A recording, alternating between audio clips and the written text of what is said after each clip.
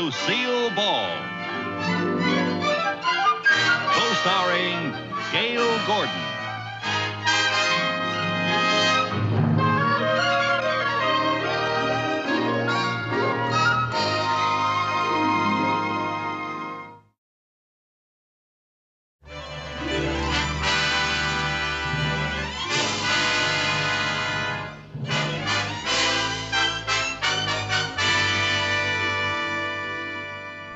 Now, Mrs. Winkler, I'm not the type of man to high-pressure anyone into making a hasty decision, but I'm sure you'd be more than satisfied if you give our bank a chance to handle your late husband's estate. Well, I appreciate your interest, Mr. Mooney, but I think I'd like a little longer to think it over. Of course. And now I must be getting back to Pasadena. And remember, Mrs. Winkler, our bank offers more than just business relationships. With us, you would be treated as a friend and a member of the family. Well, I must say, Mr. Mooney, I like the way you make a person feel so sheltered and protected. Well, that's our policy, you see. Mr. Mooney. Yes? Oh, Mrs. Winkler, are you all right? Yes, I'm all right. Oh, I apologize for my secretary. Oh, I'm terribly sorry. Please forgive me. Oh, my heart is still pounding the way you sailed across that desk. Oh, my dear, forget it. I rather enjoy a little action once in a while. I'm so tired of having Boy Scouts always trying to take me across the street. Good day, Mr. Mooney. Oh, good day, Mrs. Winkler. Oh, it's so nice of you to take it that way, really. Thank you so much. Mrs. Carmichael, do you realize Mrs. Winkler is a very important potential client? Well, yes, Mr. Mooney. I said it was an accident. I just turned like... What are you doing with all that junk anyway? Did you come here to work or to try out for the Olympics? No, sir. The girls here at the office loaned me all this stuff to take to Lake Arrowhead tomorrow. Oh, yes, I almost forgot. Tomorrow is my vacation. You mean my vacation? When you're not here, it's my vacation.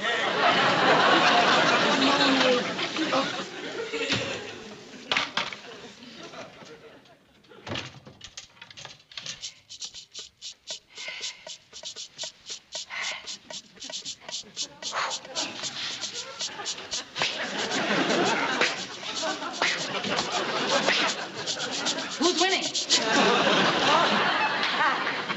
Well, I was just getting a little practice. The personnel office sent me over to see Mr. Mooney's secretary. Oh, well, that's me. I'm Lucy Carmichael. Hi, I'm Audrey Fields. I'm going to be replacing you on your vacation. Oh, fine.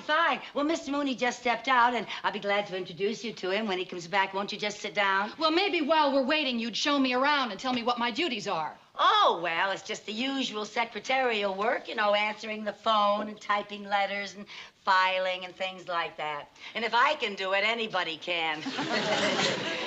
Now, tell me about Mr. Mooney. Just what kind of a boss is your employer? Well, let me put it this way. He's more boss than employer. He yells a lot. Uh-oh, one of those, huh? Yeah. Well, I'm sure that a man like that can be handled with tact and diplomacy. Oh, well, that's just the way I handle Mr. Mooney.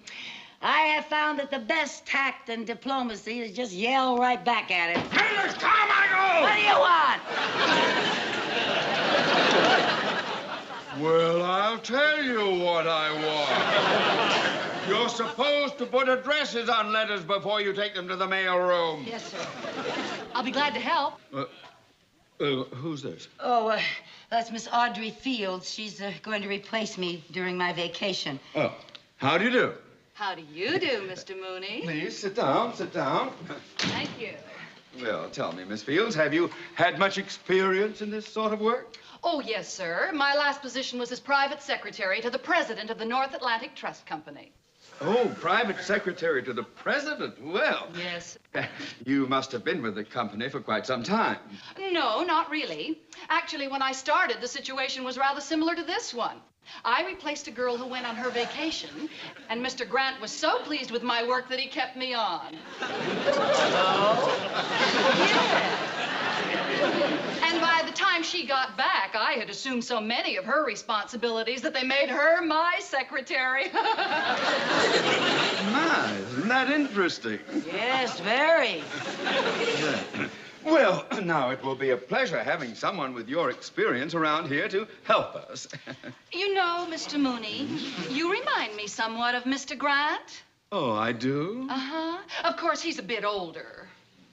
How old is he? At least 40. Oh. You know, Mr. Mooney, now that I see how young and attractive you really are, I'm really sort of surprised that this office is furnished so, conservatively. Conservatively? Oh, yes, Mr. Mooney. Now, for instance, these books. They're really terribly ordinary. Today, people are going in for fun patterns and lamps with a message. Lamps with a message. And now, let me see. The rug looks like it's in good shape. Maybe shampooing it would bring it back to life. It is a little dead, isn't it? And I think that we should move my desk just a little closer to yours. And then we'd still have plenty of room here in the middle for a nice informal arrangement, something cozy and warm, huh? How about a love seat with an incense burner? Hardly. Well, I like your suggestions very much, Miss Fields, very much indeed. Mrs. Carmichael. Yes, sir? Before you go to lunch, will you get in touch with an interior decorator? Yes, sir? Make sure we get someone very avant-garde and modern. Oui, madame. And get someone up here to shampoo this rug and bring it back to life. Yes, sir. There's nothing worse than a dead rug. Oh, and if anyone calls, I'll be out to lunch. Yes, sir? Now, there's one more thing. Yes, sir? Are you interested in lunch, Miss Fields? With you? Yes.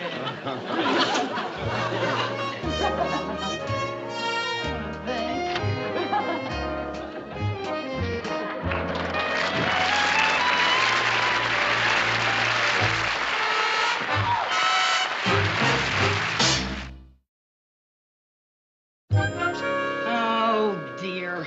Now, come on, Lucy, stop worrying. Wait till you see these kooky outfits I borrowed for you from the studio. All very high fashion. And look, honey, this is the wig Audrey Hepburn wore in the picture we saw. You know, some nights you can be a brunette just for kicks. Well, Mary Jane, I appreciate all the trouble that you went to, but I just think I should call Lake Arrowhead and cancel my reservation. Oh, Lucy, all year long you've looked forward to this trip. Now, don't blow it just because some girl's taking your place at the office. That's just it, taking my place. She's the type that could con Mr. Mooney into making my vacation permanent. Mr. Mooney wouldn't allow a thing like that. Ha! I know you two have your differences, but Mr. Mooney's loyal. If he wasn't, he'd have hired a good secretary a long time ago. You're a big help. Anyway, she's more than just a secretary. She's one of those tricky chicks. You know what she is? What? She's a one-woman Peyton place. Oh, you make her sound like a real femme fatale. Yeah. What does she look like? Oh, nothing special. She's about the same age as me when I was younger. She's attractive, but not beautiful. Her figure's okay, but not wow, you know. Well, so what are you worried about? She's just a girl. I know, but she's so good at it. But, honey, Mr. Mooney's not going to be taken in by someone like that. He's a respectable married man. He's also at the dangerous age. He's past the dangerous age. That's worse. Men go from dangerous to desperate. Lucy, I tell you, you're just letting your imagination run wild now. Why don't you go up to Lake Arrowhead and stop worrying about your job? Look, I'm not just worrying about my job. I don't want to see Mr. Mooney led astray by some designing woman. Is there anything you can do about it? Well, I can stay around where I can keep an eye on them and see they don't get too cozy. Lucy, you're supposed to be on a vacation. You can't be seen hanging around the bank. Well, now, they don't have to know it's me that's hanging around the bank. Lucy, no, not another one of your kooky capers. Well, all I know is I just got to protect poor Mr. Mooney from that menace. Well, New paragraph. Confidentially, I think my approach to landing the Winkler account is far superior to Mr. Cheever's old-fashioned fuddy-duddy way. By the way, where did these flowers come from? Oh, I brought them. I thought they'd make your office just a little more cheerful. Our office? Oh, Mr. Mooney. Oh, they smell lovely. I was hoping their fragrance would help overcome the aroma of Mrs. Carmichael's perfume that seems to linger on. Oh, is that her perfume? I thought that was insecticide. Good morning, Mr. Mooney's office. Oh, the interior decorator is here. Good. Send the decorator in, please. I just know you're going to love all the ideas I have for your office. Our office, remember? ciao.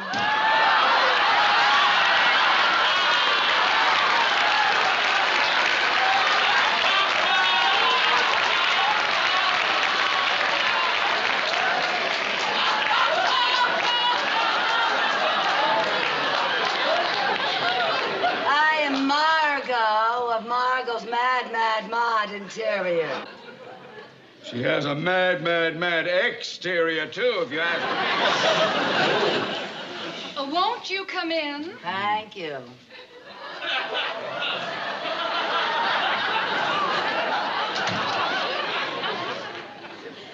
I'm Mr. Mooney's secretary. Oh, you must be that lovely Mrs. Carmichael I spoke to on the phone. No, Mrs. Carmichael is on vacation. I'm taking her place. Mr. Mooney, Mrs. Carmichael sure thinks the world of you. Yeah, she says you were so kind and considerate and so loyal. And oh, by the way, how's Mrs. Mooney?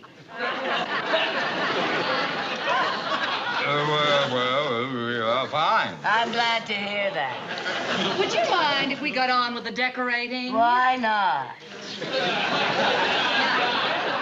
Over here, I thought we should have some very bold masculine drapes. A pattern that would reflect Mr. Mooney's personality. Maybe something in an animal motif. How about something with a stripe down its back? Yes, stripes. Stripes are very in this season. Yes, they're way in. And over there... Where? There, we thought that we should have a very important painting. Like what? Something that art lovers can communicate with. No. Well, if it's communication you want, how about a Salvador Dali? Then when anyone comes through the door, they can say, "Hello, Dali." That's communication. Yes, well, we'll think about that. No. Now, over here, I would suggest that we put a nice, cozy little bar. A bar? Oh, yes, Mr. Mooney. Nowadays, more deals are made over a bar than over a desk. Oh, true.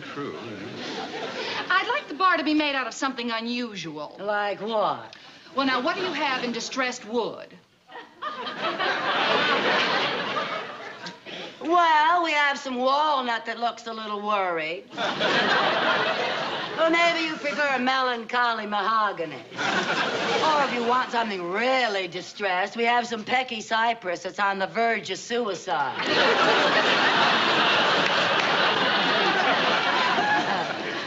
I know what I'd like. What? Maple. Oh, maple, good. With a beautiful blonde finish to go with your hair. Oh, aren't you sweet? And maybe a black base to go with the root.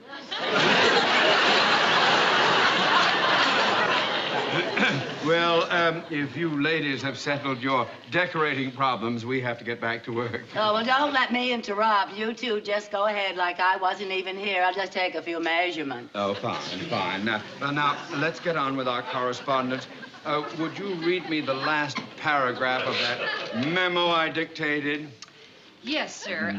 Confidentially, Mr. Kavanaugh, I think my approach to landing the Winkler account is superior to Mr. Cheever's old-fashioned fuddy-duddy way. Fine, fine, fine. Now, that memo goes to Mr. Kavanaugh, and be sure that this one goes to Mr. Cheever. And don't get them mixed up, because if you do, I am in terrible trouble. Oh, I'll be very careful, Mr. Mooney.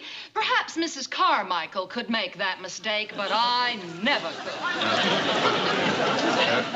One more thing. Are you interested in lunch, Miss Field? With you? Yeah. Yes. Thank you.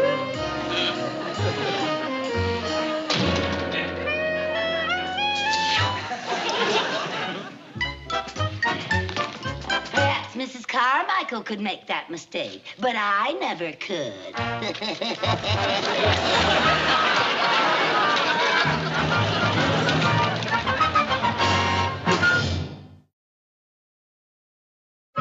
Gentlemen, the stock that you mentioned will be acceptable as collateral for the loan that you are requesting. However, if the loan will not...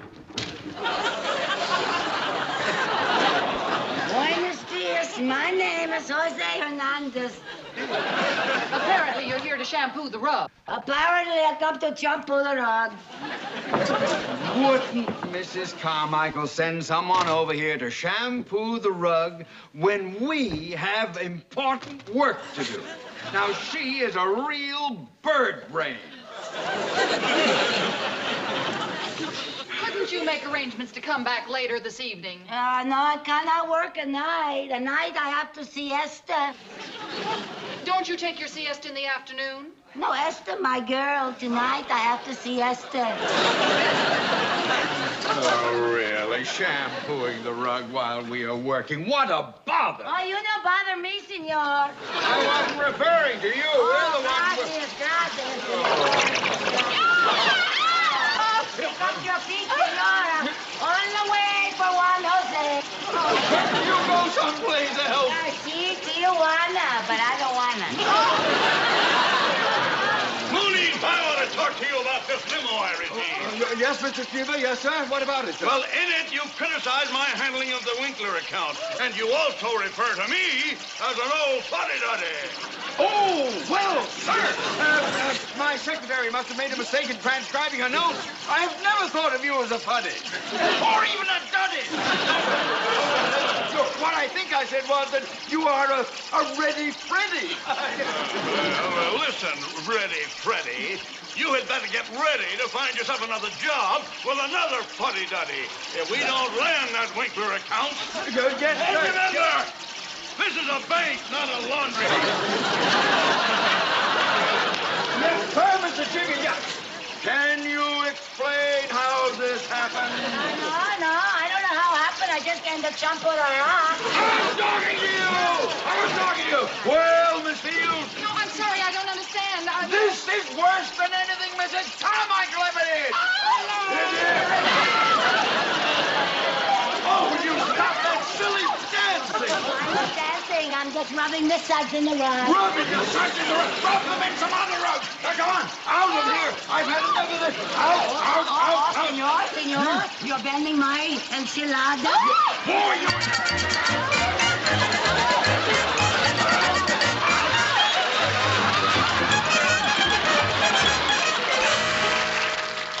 I'm sorry, Mr. Mooney. Mrs. Winkler still doesn't answer. Oh, well, keep trying.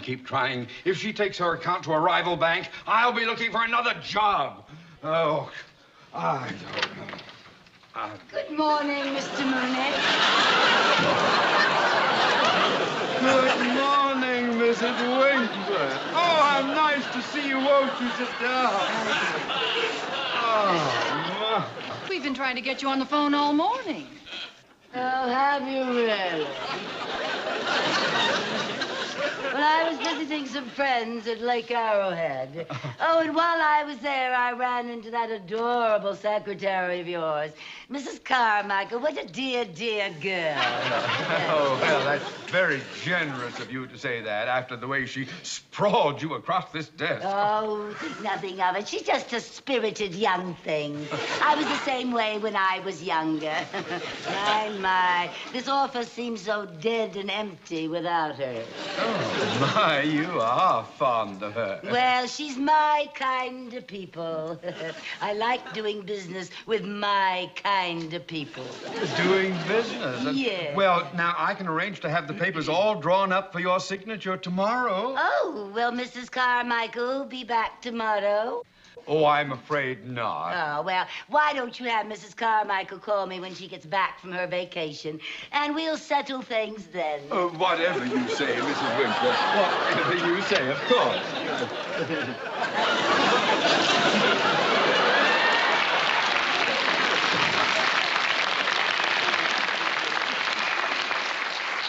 Oh, my, she certainly is eccentric. Well, she'd have to be so fond of Mrs. Carmichael. Oh, she's also very forgetful. Here's her handkerchief. Now, I wonder why she insists on Mrs. Carmichael being here before she'll do business with us. Now, she went to Arrowhead, and she... I am beginning to smell a rat. I am beginning to smell the rat's perfume. Now, look at these initials, L.C. Lucille Carmichael! Now, what in the world could she be up to? Why, she's here to spy on us. Well, why would she want to do a thing like that? She's jealous of me. Jealous? Well, as a woman, she's aware of the great admiration that I have for you, Mr. Mooney. Now, what was it you said they used to call you in college? Speedy. Speedy.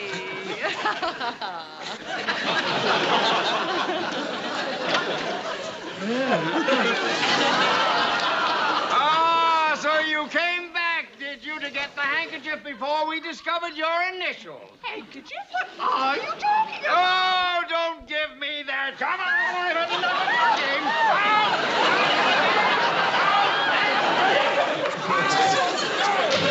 Mr. Mooney. Oh, you don't know what you just did.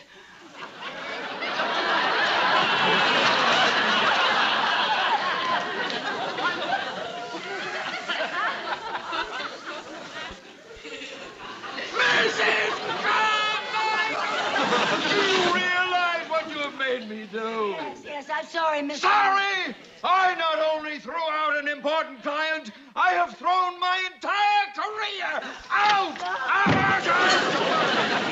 Oh, Mr. Cheever. Yes, sir. Mrs. Winkler was just in my office.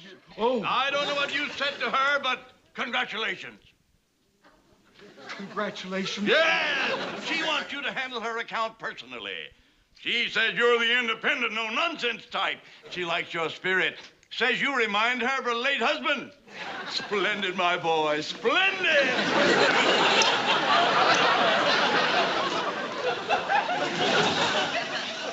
Mr. Mooney, see, I'm lucky for you. Well, it's lucky for you that things turned out the way they did. Yes, sir. Where are you going, Miss Fields? To Arrowhead. I've had enough of this kooky joint. Speedy.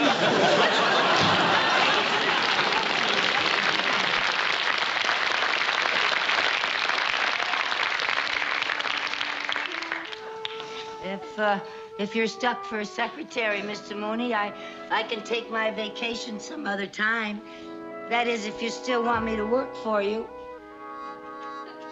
Well, there's one thing I have to get settled first. What's that, sir?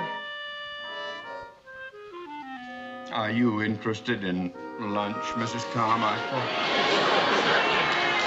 With you, yes.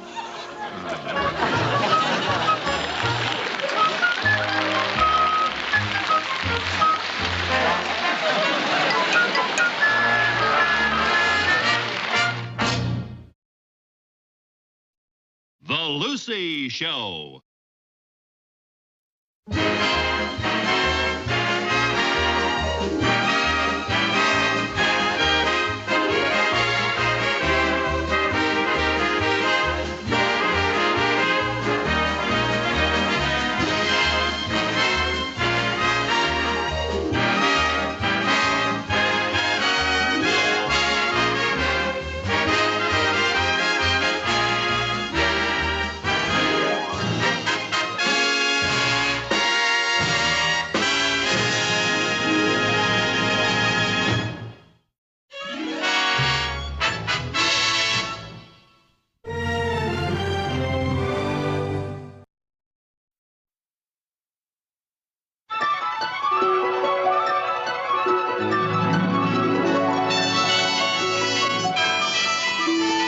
The Lucy Show.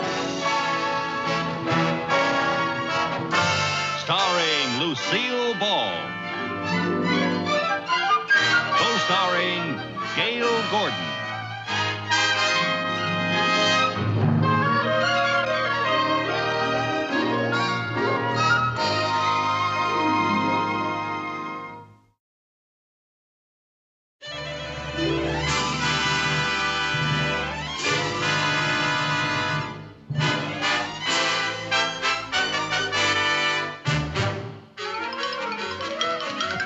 Is this gate 7? Yes, ma'am. Oh, is this where Flight 74 comes in from the east about 12:01? Yes, ma'am. Oh, my girlfriend's on that plane. Vivian Bagley. I mean, her name used to be Vivian Bagley, but now it's Vivian Bunsen. She got married again. Flight number 74 is now coming in for a landing. Oh, there it is. There it is. Oh, isn't this exciting? Oh, look, someone's hanging out of the plane. It looks like Viv. Why, that's the landing gear. Flight number 74 will be unloading at gate 7. Oh, miss, where are you going? Oh, I just wanted to be back there. I thought it would be very nice if I was right there at the bottom of the steps when Viv came out of the plane. I'm sorry, miss, but you can't go out there. Oh, well, I won't be in the way. There's plenty of room. Well, it's not a question of room. We've never had anyone run over by a plane. We'd like to keep it that way. Oh, well, those are the rules. But I just can't wait to see Viv. Oh, I've got so much to talk with her about. You know, we haven't seen each other for over a year. There's Viv. There's Viv. Viv! Lucy!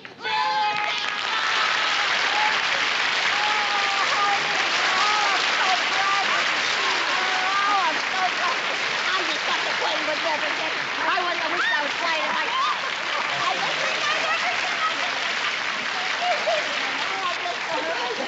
I'm so happy to see you. Oh, and I'm so glad to see you. Oh, I don't know how I stayed away. Have you had breakfast? Oh, no. I just had lunch. Oh, I forgot the difference in time. Oh, I love it. Now that I'm in California, I'm 3 hours younger. Oh, and you look it. And you just look absolutely wonderful. Thank you. And you're working for Mr. Mooney. How about that? How is he? Same as ever. Oh, I'm sorry to hear it. I thought California would agree with him. Oh, I'm dying to hear about your husband. Oh, and am I dying to tell you about him? What does he look like? Well, he's handsome. Yeah. He's tall, and he's got dark hair, and he has blue eyes. You're kidding. No. Oh, my gosh. Oh, he's that's so marvelous. strong, and he has lots of character. Just hates those marriages where the wife tries to run things, doesn't want the woman running things at all. Oh, he's the boss, huh? No, I am, but he hates it. Same old Viv, that's what you are. Here, let me carry this for you. Gee, oh, boy, that's heavy. What do you got in here? I bought you a present. What? A big bag of oranges.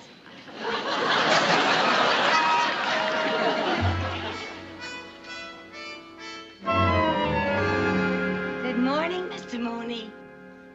Good afternoon. I'm glad you finally got here. Gee, have I got a big surprise for you? Oh, please, no games. Not on the Now, day as wait busy till you as... find out who came to see us. But you... Surprise! Hello, Mr. Mooney. Oh, my. What?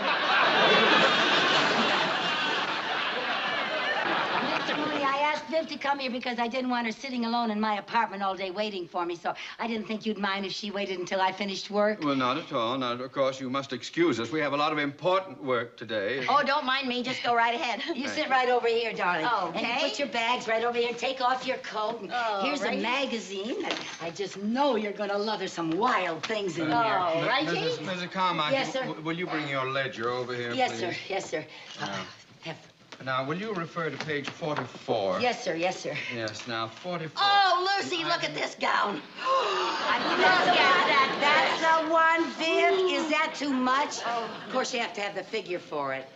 Oh, say, did you notice I've lost a lot of weight? I'm down to a size 12, and that's without my girdle.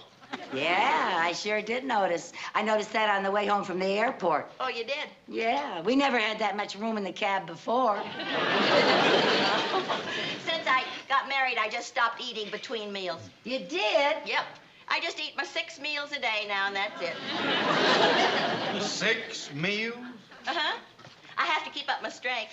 If I don't, it gets a week I can't eat. And if I can't eat, I don't have the energy for those singing lessons. Oh, you're giving singing lessons? Not giving, taking. Oh, how wonderful. How are you doing? Oh, wait till you hear me. Not here. All right, Mr. Mooney, but I want you to hear me before I leave town. Oh, I want to hear you, Viv. I want to. My husband refers to me as his happy little canary.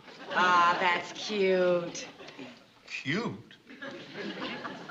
150-pound canary?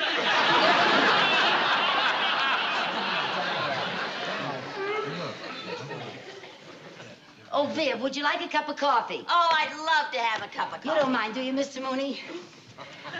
Oh, it'll be just like old times having a cup of coffee with you. Oh, and I got so much to ask you. Oh, and I've got so much to tell you. Have you? Mm-hmm. Before I left home, I went to the beauty parlor and I picked up all the local gossip. Oh, wonderful. Anybody wants me, I'll be out in my car. Oh, Mr. Mooney, aren't you going to stay and have coffee with us?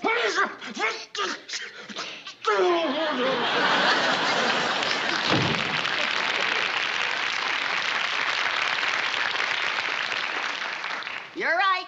He hasn't changed a bit. He sure hasn't. And I'm so glad he's gone. Now we can gossip all we want to. Tell me about everybody. Well, now let's see. When I was in the beauty parlor, I heard something about Helen and Joe Walton's son. You mean little Herbie Walton? Yeah, you remember him? Certainly. I was at his high school graduation. Well, he came out here to go to college. Yeah. And I heard Yeah, what? What did you hear? I heard that all he does is hang around that Sunset Strip. Yeah. Well, they said he just got so he looks very unusual. Like what? Well, he's got hair down to his shoulders, and he's got a guitar hanging around his neck, and he wears a watch in his ear for an earring. Well, never mind that. Tell me why he looks unusual. I just told you. He's got hair down to here, and he wears a watch in his ear like an earring. Well, on the Sunset Strip, everybody looks like that. Well, maybe you folks out here in California are used to things like that, but oh boy, if his mother ever hears what happened to him. Do you mean Helen doesn't know? No, she doesn't go to my beauty parlor.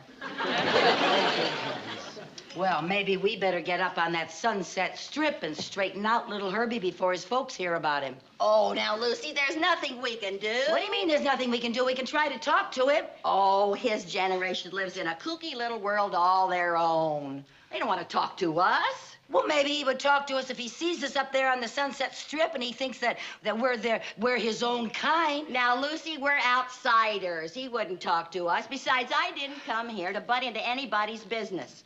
I came here to see the sights. Well, then you got nothing to worry about. You're going to see the Sunset Strip, and believe me, girl, that's a sight.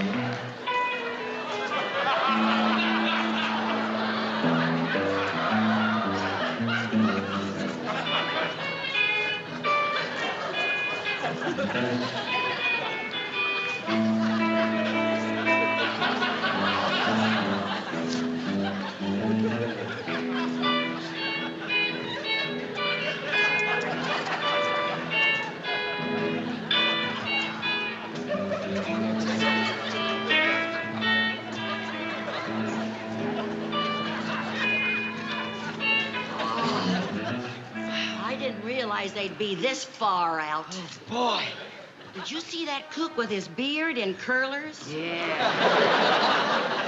How about that character with the bare feet and the braided toes? Gee, I think I look just as ridiculous. I don't see why I let you talk me into this. Because we want to find Herbie Walton, don't we? Well, Maybe one of those weirdos knows where we could find Herbie. But remember, they don't trust outsiders. Let's act like we're one of them. Come on, just pay no attention.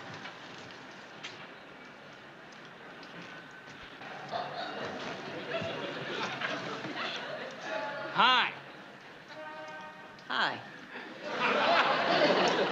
Hi. Hi. What's your name? Hi. Hi, what's your name? Hi. Oh, hi, I'm Vi. I'm Luce. Lucy? That's short for Lucy. First time you two chicks making a scene? Yeah. You belong to some cycle outfit? Yeah. Which one, the Cobras or the Sharks? The Bloomer Girls. Bloomer Girls? I never heard of them. It's an undercover outfit. Well, what are you doing up here? We're looking for a guy named Herbie Walton. Yeah. Herbie Walton, huh? What's this cat look like? Well, he's got long hair and a guitar, and he wears a watch in his ear like an earring. Oh, yeah. You mean Itchy. Itchy? Yeah, Itchy usually makes a scene around this time. So stick around. Beautiful. Thank you. He was talking to me.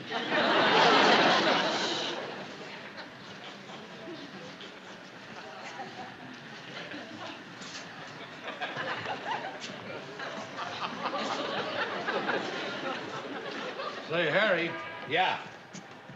take a look at those new rules and see if I'm allowed to tell her to get her foot off my motorcycle.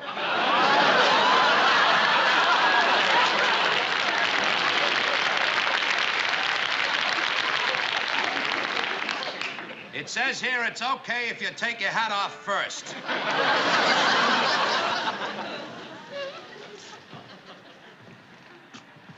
Excuse me, miss.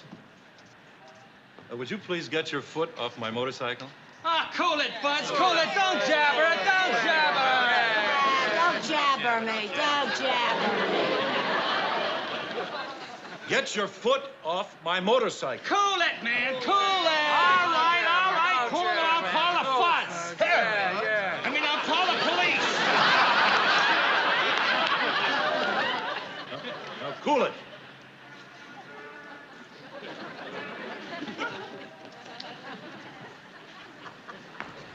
Don't blow your stack, pussycat. Don't blow your stack. Oh, Lucy, I'm gonna get out of here. I want to go home. No, wait a minute. We want to find Herbie Walton, don't we? Well, I don't know. Look. There's a lot of coops going into that club across the street. Let's start in there. In the Harry, eh? Yeah, that should be a good place to find a guy named Itchy. Oh, now, don't jabber me. Don't jabber. Don't blow your stack, pussycat.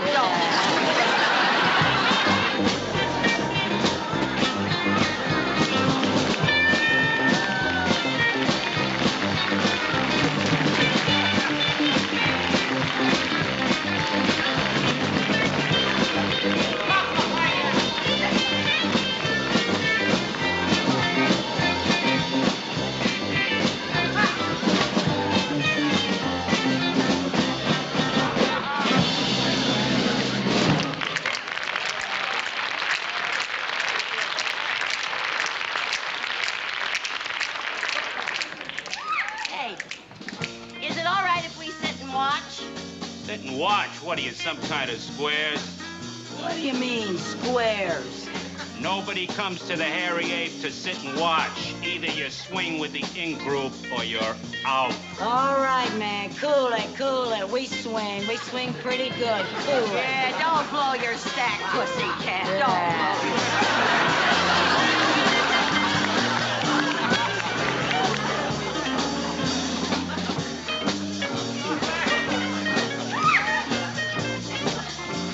So this is the in-group, huh? If anybody back home saw me in this can of worms, they'd kick me out of the garden. Just remember, we gotta act in or we'll be thrown out. Will it be? What do you have? Can we have a menu? We don't have menus. If you don't see it on the tablecloth, we ain't got it. We'll just have some coffee. Okay? 2 muddy splashes.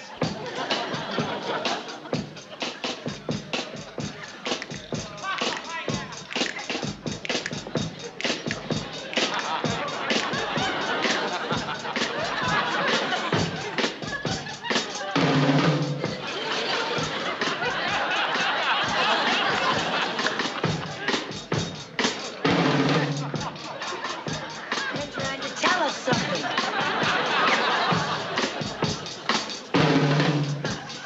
Uh-oh.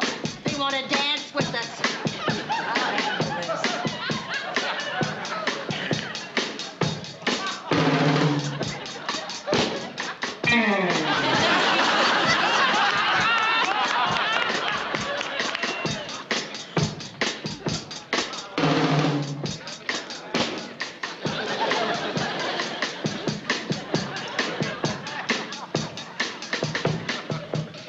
Hey, you chicks do the arrow? The arrow? Yeah.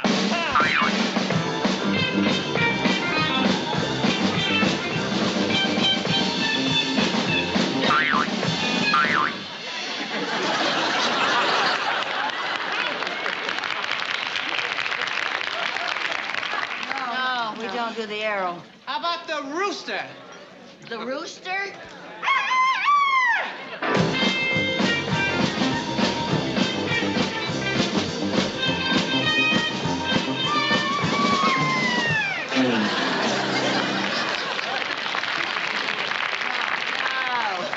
No, we just made this scene. We don't know any California dances. What kind of dancing do you do? Well, I can do the lighthouse. The lighthouse? Uh-huh.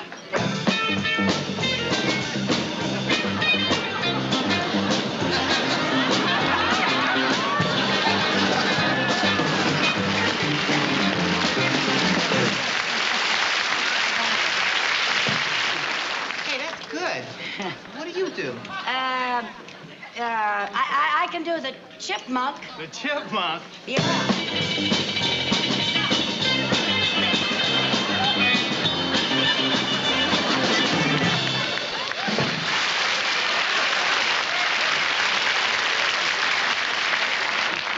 See, that was really cool. Let's cut it.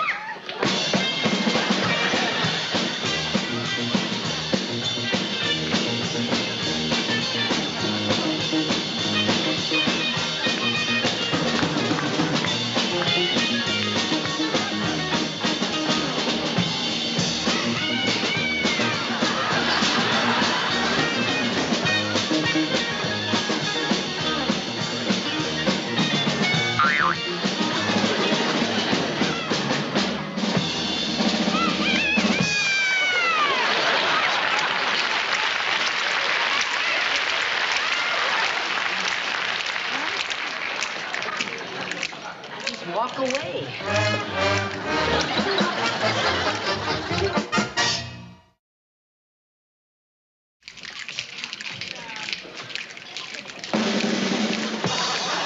All right. We got a little impromptu entertainment. Got a new cat that wants to try his wings here at the Hairy Ape. Itchy Walton. He'll accompany himself on his own Gitbox.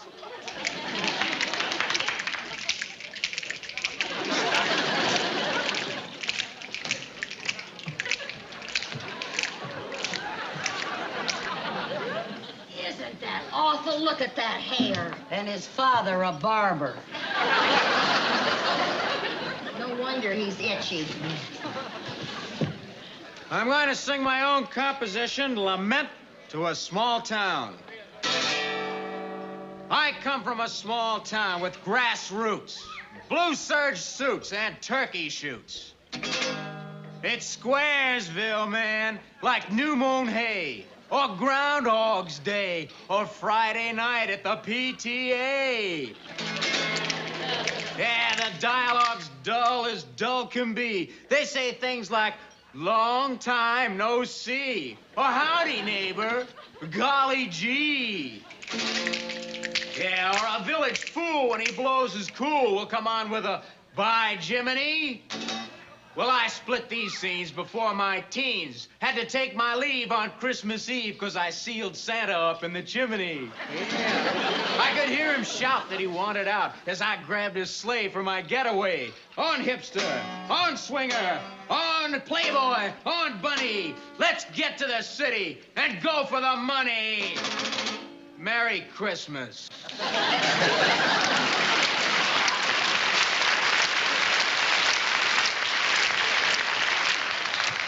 Isn't that the worst thing you ever heard? Yeah, and it'll probably sell 1 million copies. Oh, Itchy, that was groovy, man, groovy. Yeah, we dig you, Cat. We'd like to buy you a splash. Yeah, sit down, have a splash with us, Itchy. Yeah, groovy, groovy.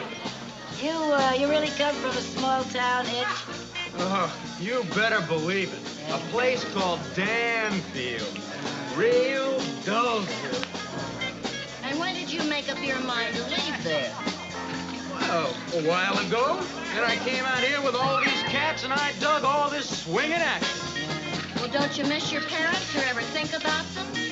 Well, you know, they're okay, but that mom and dad scene is really a drag. Yeah, it's a drag. Well, not that they should be stamped out or anything, you know, but that Maggie and Jiggs action is pretty hard to take. Maggie and Jig. Herbie Walton, you ought to be ashamed of yourself talking about your parents like that. Herbie Walton? Yes. How do you know me? I'm Mrs. Bunsen. Mrs. Bunsen from Danfield? Yes, and this is Mrs. Carmichael. Maybe you remember her. She used to live there. In Dolesville. Well, yeah, sure, but what are you two doing here? Yeah, Like this? We're trying to find you, Itchy, and bring you to your senses. Oh, well, now, Mrs. Carmichael, I was just putting you on. What do you mean by that? Well, I thought you were like all the rest of these characters, and I didn't want anybody to get wise to me. Get wise to you? Wise to you about what? The hair and all this jazz. You don't really think I turned out to be one of these kooks. Well, then what are you doing here like that? I'm just getting some material that I need for a thesis.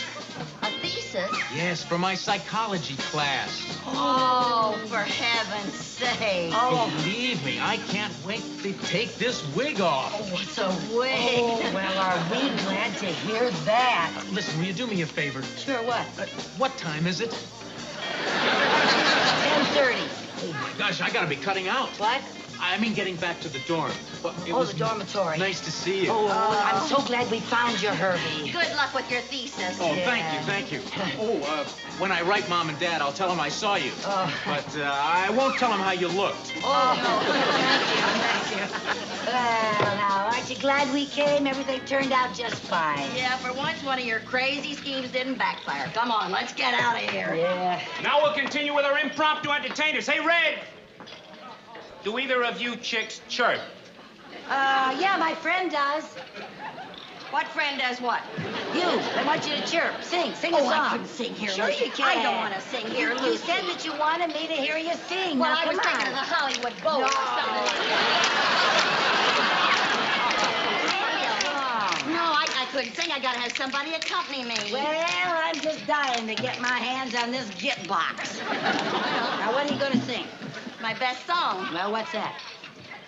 I dream of Jesus with a light brown hair.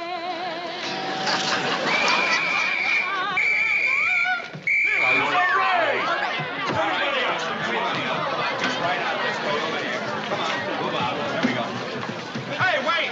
You two here. Come on, you two this way. The wagon's waiting outside. Well, what's a rap? The curfew law.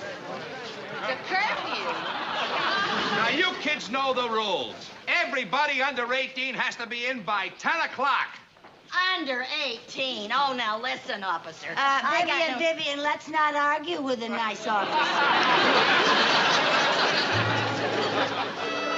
I hope Mumsy and Daddy aren't too upset by this.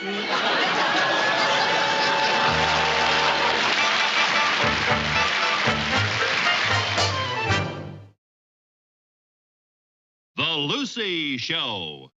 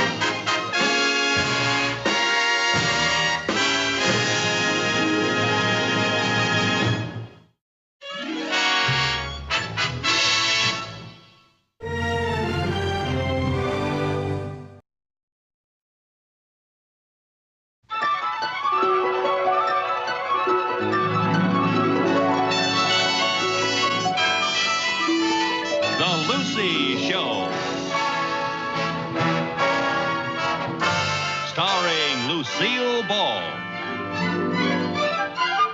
Co-starring Gail Gordon.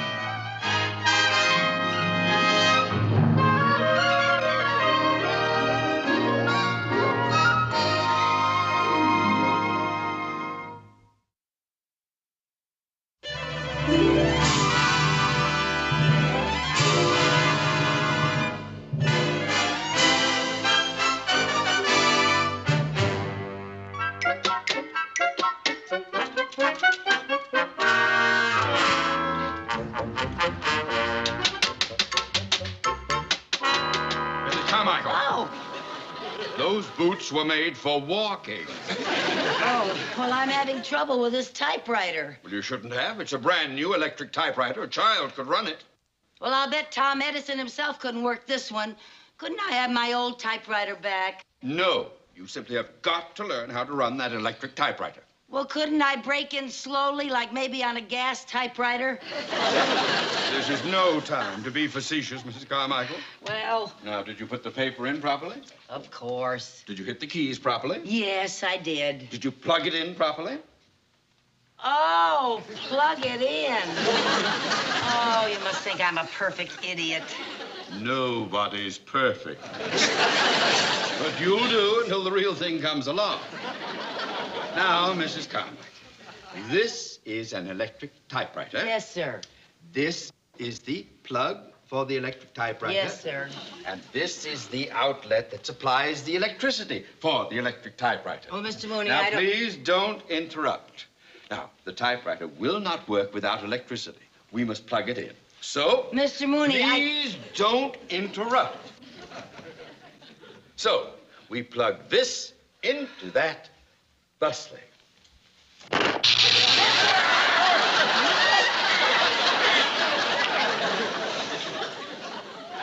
what I tried to tell you. That outlet has a short circuit. Now, if you don't mind, Mr. Mooney, we plug this into that thusly.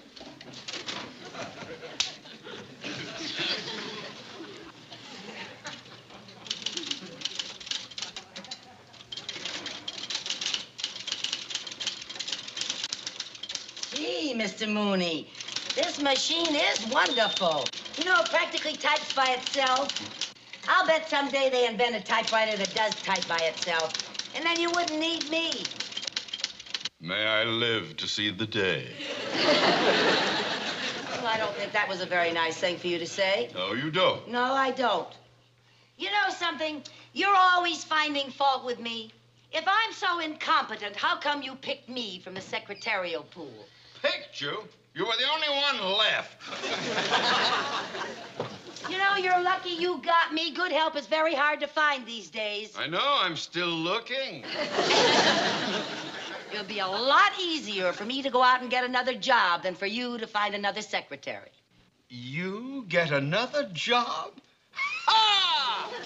I could get another job if I wanted to. Well, it would be very interesting to see just what kind of a job you think you're qualified for. Well, I'm qualified for a lot more than you ever give me credit for, and I'd like a chance to prove it. I'll tell you that. All right, good, good. Why don't we start by looking in the help wanted section of the newspaper? That's a very good idea.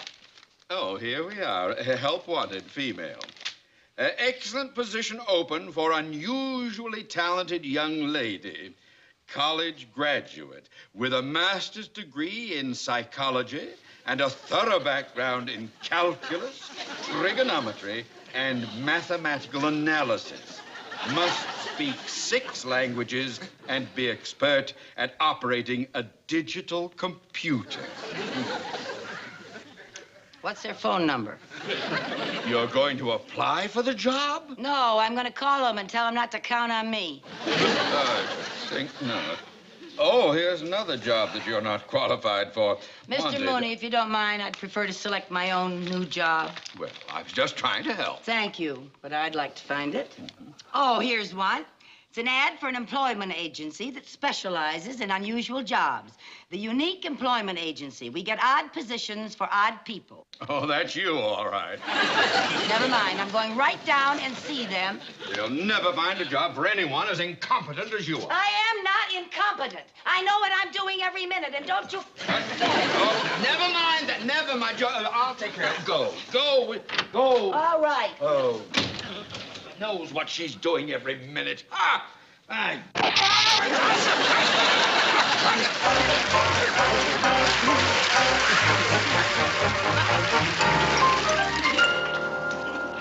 Before we talk about your employment problems, I have some background information I'd like to ask you. Yes, ma'am. Name?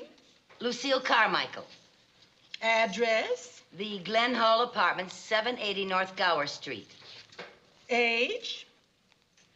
Oh, well, would you mind putting down over 21? Over 21. Way over. Education? Yes, I'm a high school graduate, and I had 2 years of business college. Almost. Perhaps we should give you an aptitude test to find out the type of work for which you're qualified. All right.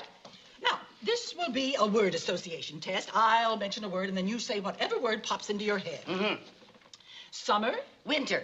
Hot. Cold. Legs. Walk. Hair. Dyed. I just used a little henna. Lift. Up. Carry. Grant.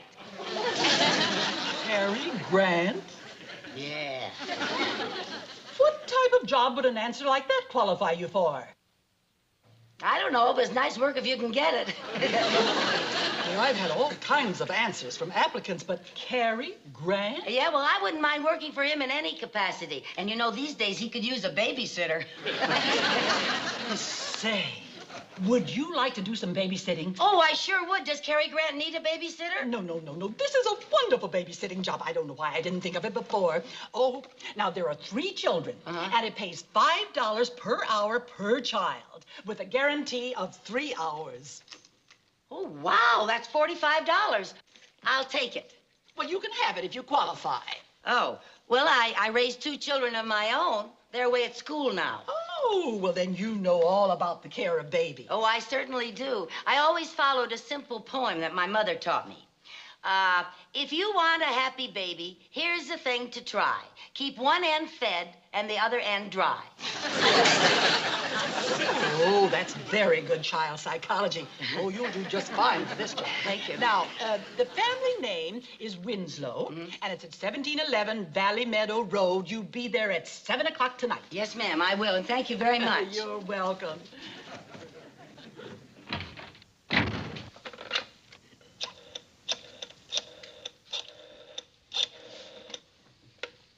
Hello, Mrs. Winslow. This is Miss Almond. Oh, I have good news for you. There'll be a babysitter there tonight at 7 o'clock. No, I didn't tell her about the children. I was afraid if I did, she wouldn't take the job.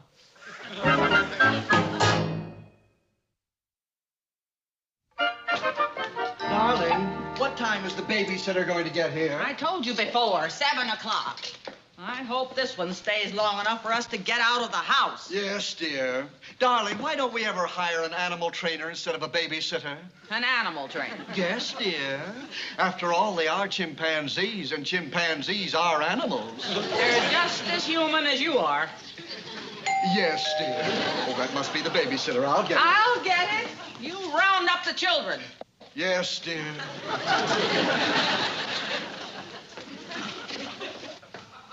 Want to come in? Thank you.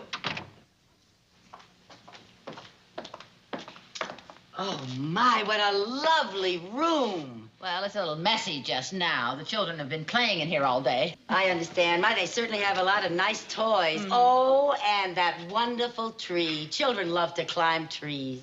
Especially ours. They could climb before they could walk. They sound like very unusual children. Yes, they are. What are their names? Their names are Danny, Charlie, and Bobby. Oh, how wonderful. 3 boys. No.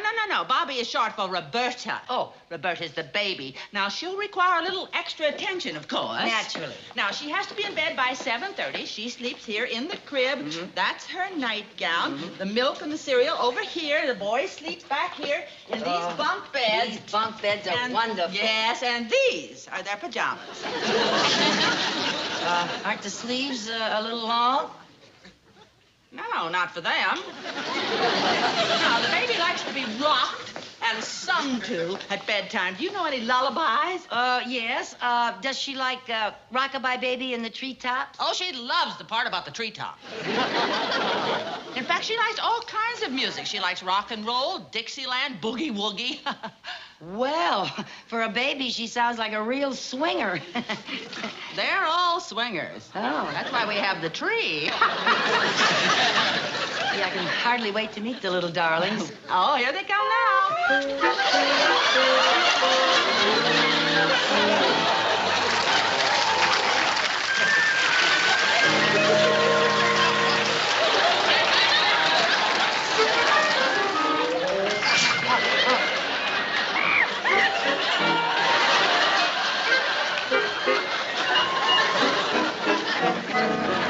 Aren't they cute?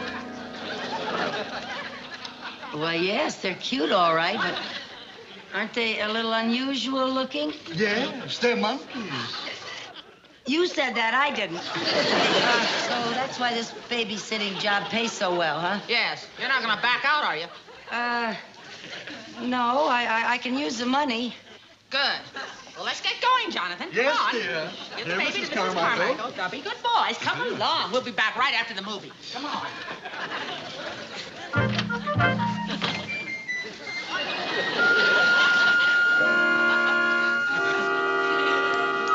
Hello, Bobby. Hello. Are you Charlie? Danny? Come here, Danny. Hello there, fella. Hello there. Hey. Hey there, fellas. Around the rosy, pocket full of posy, all far down, all far down. All right, now, wait a minute. Wait a minute now, boys, stop it. Danny, sit up there in the chair. Sit up there in the chair. Listen, now you hold the baby for me. Come on, I'll ride the horsey with you, Charlie. Get on the horsey. Hold the baby now, Danny. Danny, hold the baby. Do you hear me? Hold on to the baby. Wait a minute now. Wait a minute. All right, come on, Charlie.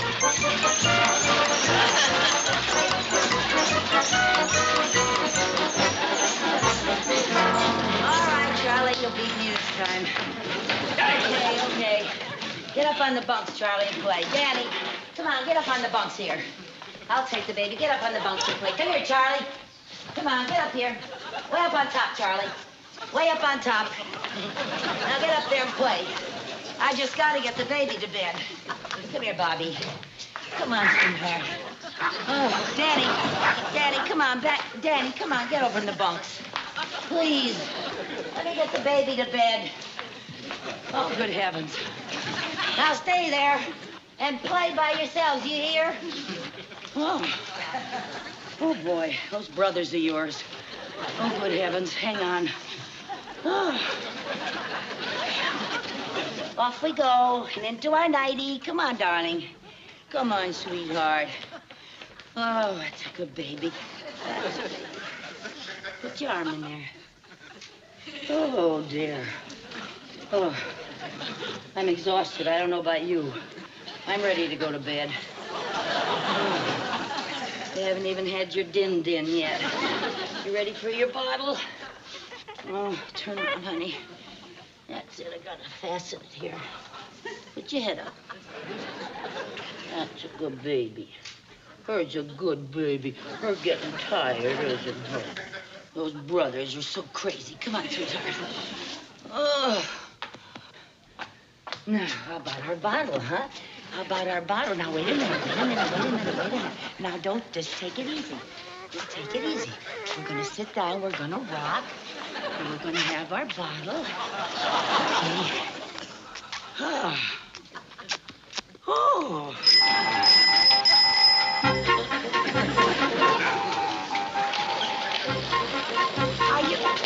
Are you supposed to ride a bicycle in the house? Are you sure about that, Charlie?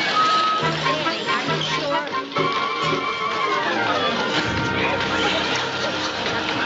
Come here. Charlie, come here. Charlie, that. Oh, boys, honestly. Charlie, come here. Oh, boys, please, stick that in your mouth. Now, boys, you mustn't fight like this. Danny, sit up here in the chair. Charlie, leave him alone.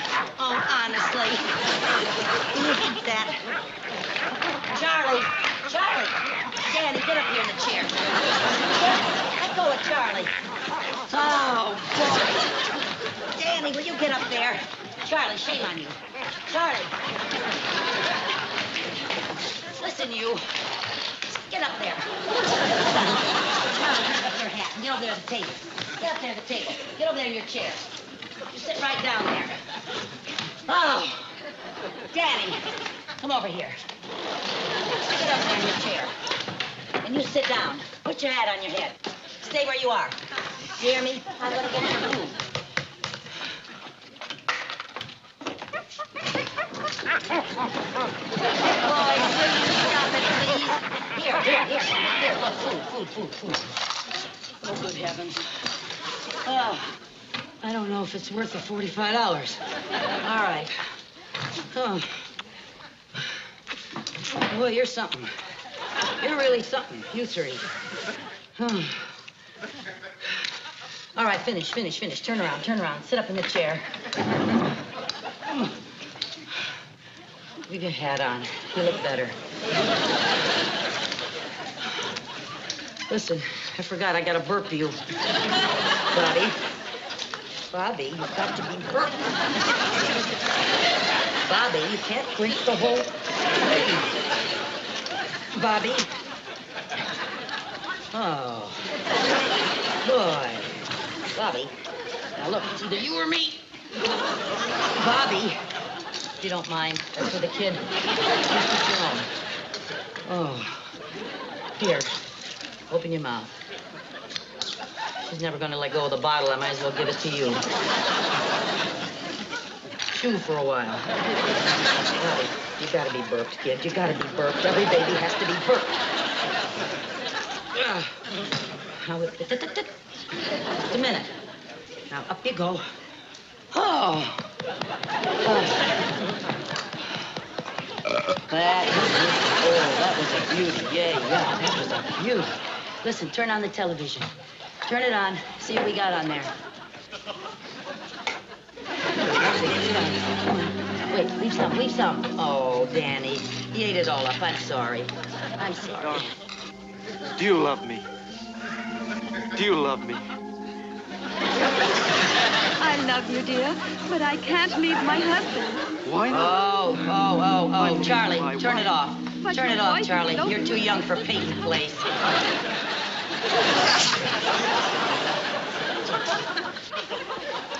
Oh. Look, you gotta go to sleep. You know it's way past your bedtimes, too. I haven't even got the baby to sleep yet. All right, now listen. Behave yourselves. Behave yourselves. I'm going over here and sing to the baby. Oh, Bobby, you gotta go to sleep. You just gotta go to sleep, sweetheart. You just gotta go. Boys, please, please. Charlie, come here. Charlie, come here. Charlie, Charlie. Charlie, come here. I don't want you riding that now. Come here. Now, you stay right here. Sit down. Now, just stay there for a second. You hear me? Just stay there. Rock-a-bye, baby, on the treetop. When the wind blows, the cradle will rock. When the bough breaks, the cradle will Is that a commentary on my singing? What do you mean by that? Look, a Barbra Streisand, I'm not. When the bough breaks, the cradle will fall, and down will come baby cradle. All right. You don't want me to sing, I'll play. I'll play. All right, you got it. I got your message, kid. Come on. Oh, boy. Hey.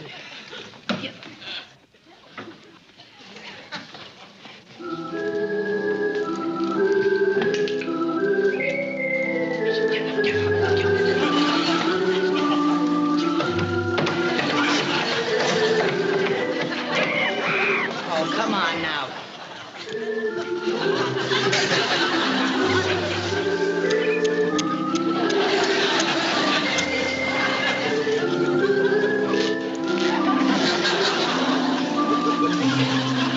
All right, Charlie. You think you can do any better? You play. Bobby, I wish you'd go to sleep.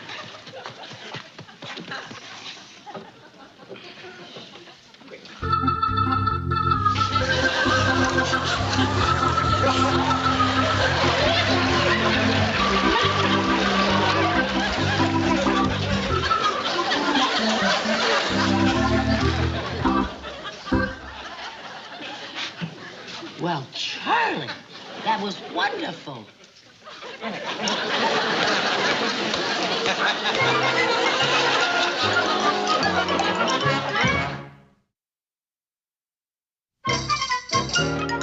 Oh, not gin again.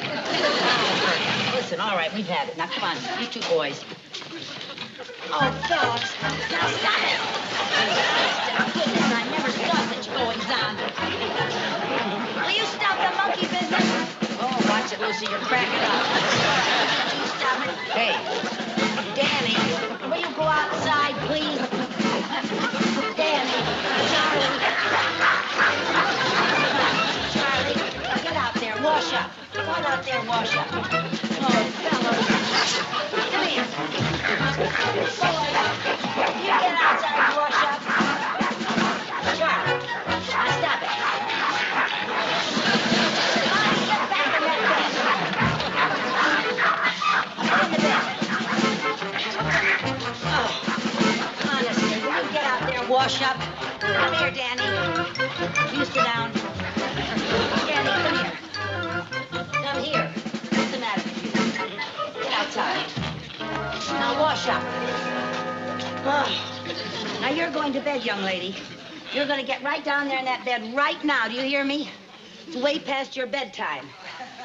Now lie down. What are you doing? What? Oh. Is her saying her prayers?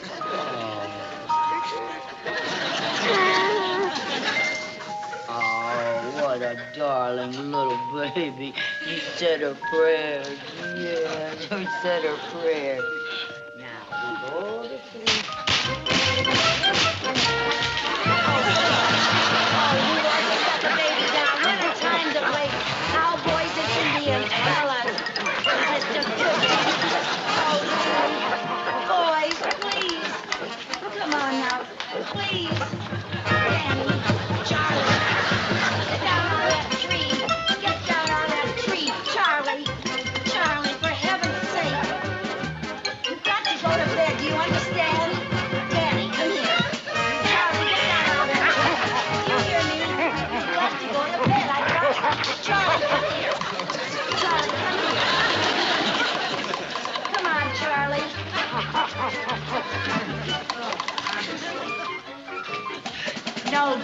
don't sleep in this bed. Charlie, will you get out of the tree?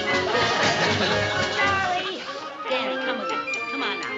Don't sleep in this bed. Honestly, let go of the baby. Charlie, will you get down out of that tree? You've got to go to bed. Now, come on. Come on now. Charlie. Charlie, please get down out of the tree. Wonderful boy. I promised your mother that I'd have you in bed. You've got to go to bed.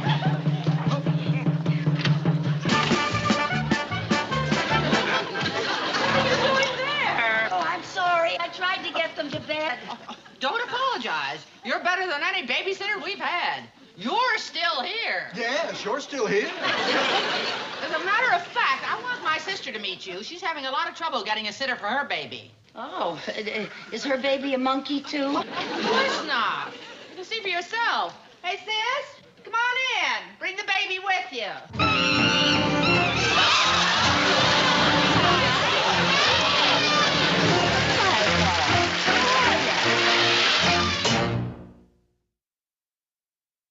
The Lucy Show.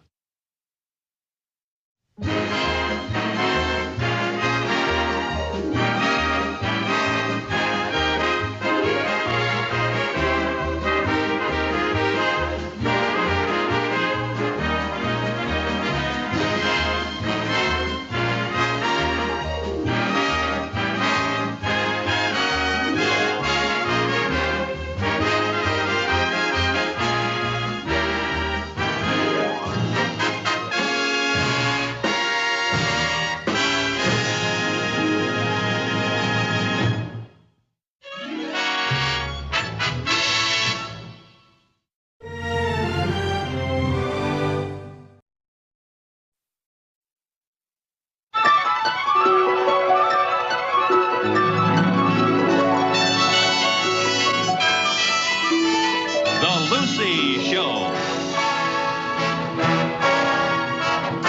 Starring Lucille Ball. Co-starring Gail Gordon.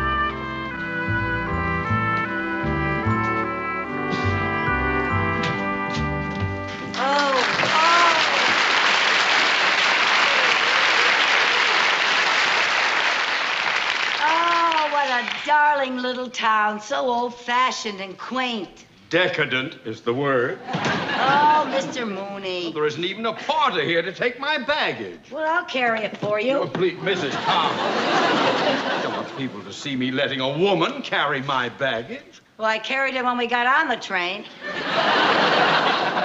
That was last night. It was dark.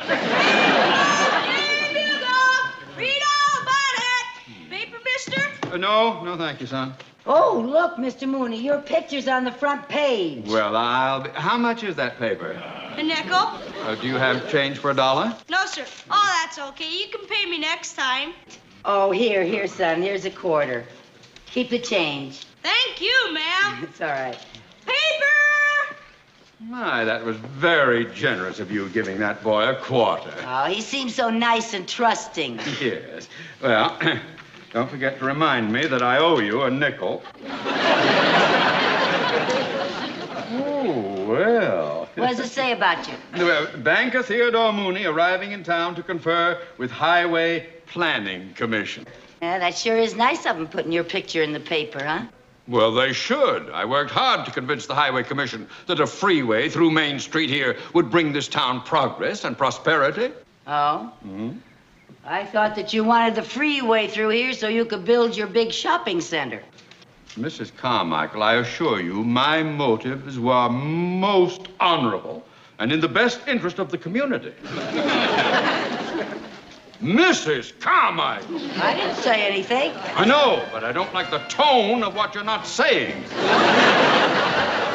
Look, the brass band. Well, I didn't expect a welcome like this. How about that? Yes.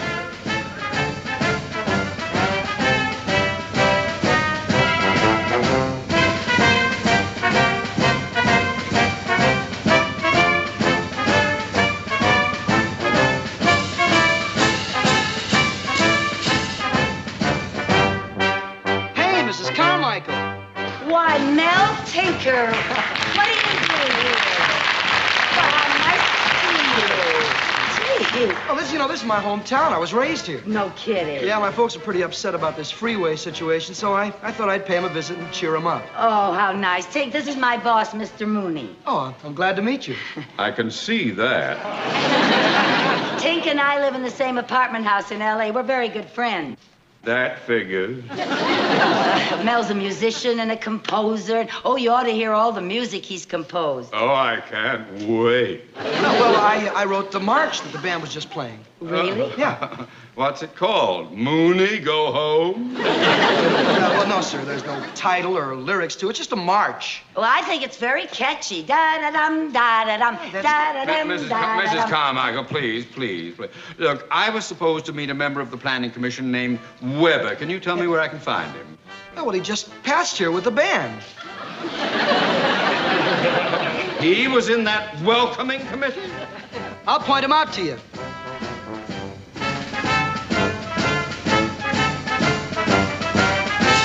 Mr. Weber. Mr. Weber. Here he is. Hi, Mr. Mooney. Are you Weber of the planning commission? I am. Well, I was supposed to meet with you, it seems to me. Well, yes, you were, but I march with the band because if I don't march, they don't have a tuba. Oh, why were you marching with the opposition? Well, you see, here in Bancroft, we don't let political issues interfere with the reason for having a parade. Well, I didn't come here to see a parade. I was to have a private meeting with Mayor Adler and one of the local representatives of the Planning Commission. Oh, well, that meeting has been postponed till 2 o'clock on account of the parade. Say, would you excuse me? Band don't sound so good without a tuba. Well, take your tuba and blow.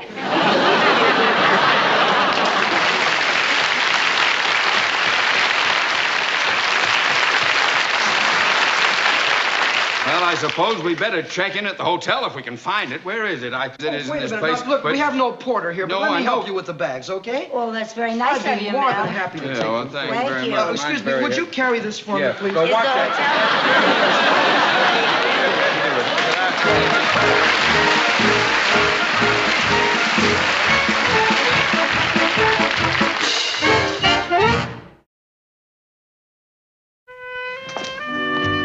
Oh, Tink, I just can't thank you enough for showing me around this darling little town. Gee, you know, it's been a long time since I've seen a dry goods store and a little park like that, and oh, it's so adorable, this place. Oh, that's heavenly. What do you mean, the fresh air? No, I smell hot bread. There's our bakery right there. Oh, I gain weight just looking at that window. Oh, isn't that divine? This little park is so cute. Tink, what do you call those things? I've forgotten. Oh, that's a gazebo. Gazebo. I haven't seen one of those in years. You know, this is where we're going to hold our town meeting tonight. Oh, really? Oh, gotta see Doc Putnam's drugstore. Where is it? It's right over here. Come on. Now, no tour of Bancroft would be complete without a visit to Doc Putnam's. Why is that? Well, take a look. Now, to most people, this might just be another drugstore, but here in Bancroft, this is our main street of go-go. Oh, well, let's go in.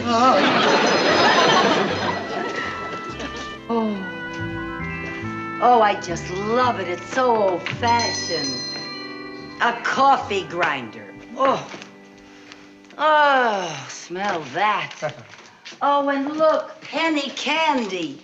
Do you know I can remember when you could get a penny's worth of candy for a penny? Amen. What's going on there? Oh, that's a chess game.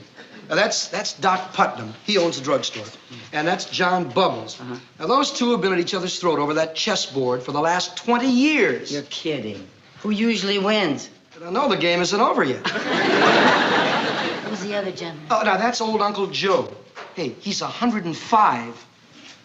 You gotta be kidding. True.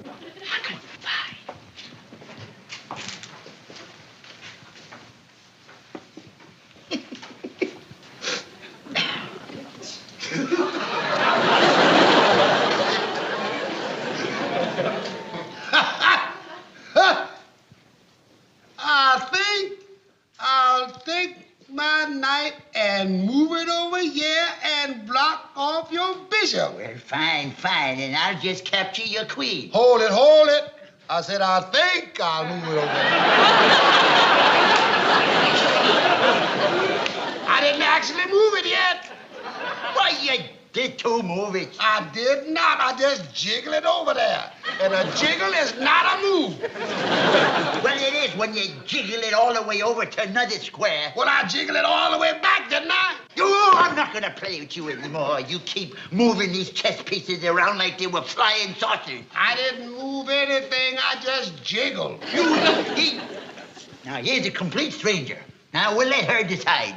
Mitch, did he jiggle or did he move? Well, I'd say he half jiggled and half moved. What kind of an answer is that?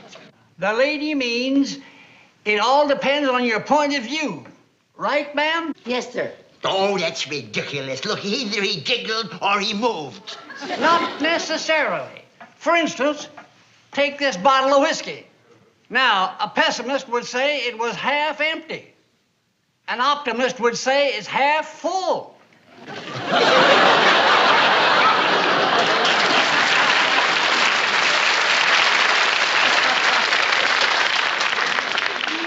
Is that how he got to be 105? Hey, Doc. Yeah? How about fixing us a couple of sodas? Oh, yeah, coming right up. Don't you do any jiggling while I'm gone. Jiggle, jiggle all the time, jiggle. Get it done. Well, what do you have, folks? What do you recommend? Well, I usually have a strawberry ice cream soda. Oh, it sounds wonderful. All right, 2 strawberry ice cream sodas. Oh, and Doc. Huh? In a clean glass. In a clean glass. Well, you know, Doc does pretty good on the washing, but lately he don't see so good when it comes to the rinsing. He sees pretty good when it comes to jiggling. Miss Carmichael, this is John Bubbles. How do you do, Mr. Bubbles? Hello. Old Uncle Joe's asleep. Oh, already? Mr. Bubbles used to own the garage here, but he sold it and bought the livery stable. The livery stable? I thought horses were practically extinct. I bought the livery stable so I'd have more time to catch up on my hanging around. Well, that gives you an idea how the folks around here feel about progress. Yeah, you know something, I appreciate a small town after all the hustle and bustle of a big city. Yeah, it's a shame they're gonna bury it under a freeway. Well, are you sure it's a lost cause? You still have that public meeting tonight with the Highway Commission. No, that meeting won't do any good. Why not? Well, you know, the local people here in Bancroft just figure they can't fight City Hall. Well, then why did you bother with all those signs in that big parade this morning? Well, brass bands and parades are very big here. But you know, when it comes to politics and speeches, that's something else again. See, this isn't like an election. No matter what the local people want, the Highway Commission calls the shots on a freeway. Well, I think that's ridiculous. Boy, if I lived here in Bancroft, I'd find some way to convince the Highway Commission that they're making a terrible mistake. They are just going to ruin this beautiful little town. We already had one meeting with them to discuss the issue pro and con. What happened? Those highway officials are pros when it comes to con. Well, folks, here's your 2 strawberry ice cream sodas. Oh. Who ordered the clean glass? For the lady. Yeah, man. Thank you. Yeah. Thank you, Doc.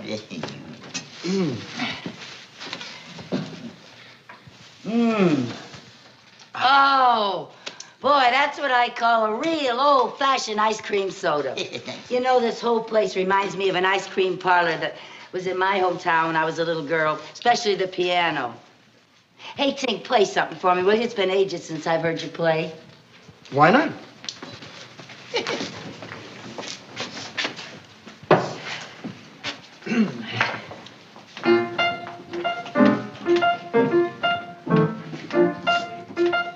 Hey, Bob. Yeah. You know what this is?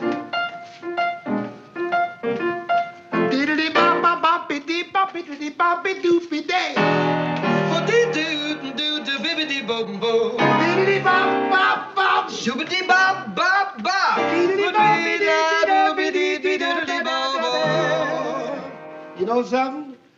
There were no skyscrapers in my hometown. There were no bright lights on old Broadway. There were no taxis out on old Main Street. No midnight cabaret. They were just plain people in my hometown. Always up with the chickens every morning. If a fella had a gal, he would not have to watch his pal in the town where I was born. Hey, how about some dancing? I'm ready when you are. But just put your feet in my hands. You got them, just don't squeeze them too tight.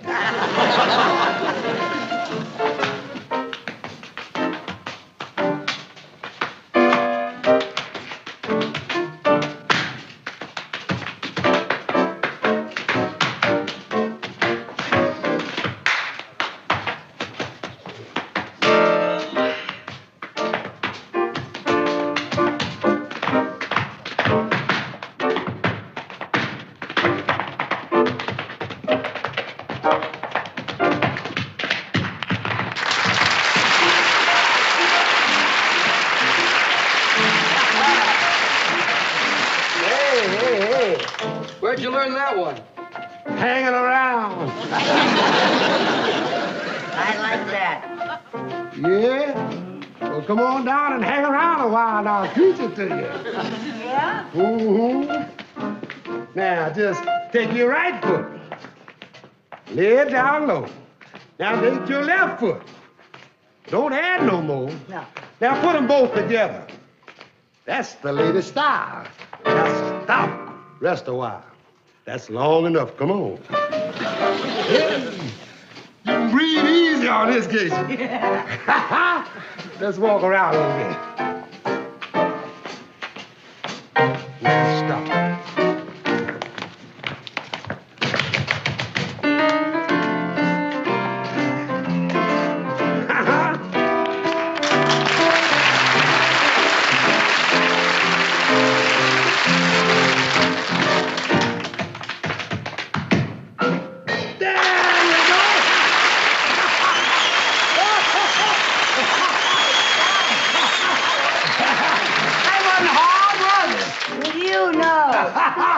That's what happens in the town where I was. In the town where he was.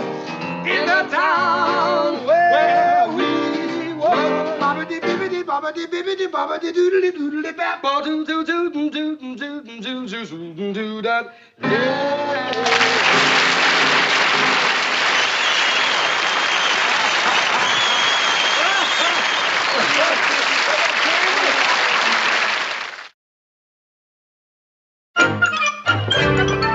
Good afternoon, Mayor Adler. Good afternoon, Mr. Mooney. May I present Mrs. Carmichael, my secretary? How do you do, sir? How do you do? Your Honor. Oh, Your Honor. And may I say that it must be quite an honor to be mayor of such a beautiful little town. Well, thank you. Mr. Mooney, your bank has even greater assets than I imagined. Oh, no wonder you got elected. Sorry I'm late, folks. Oh, hello, Mr. Weber.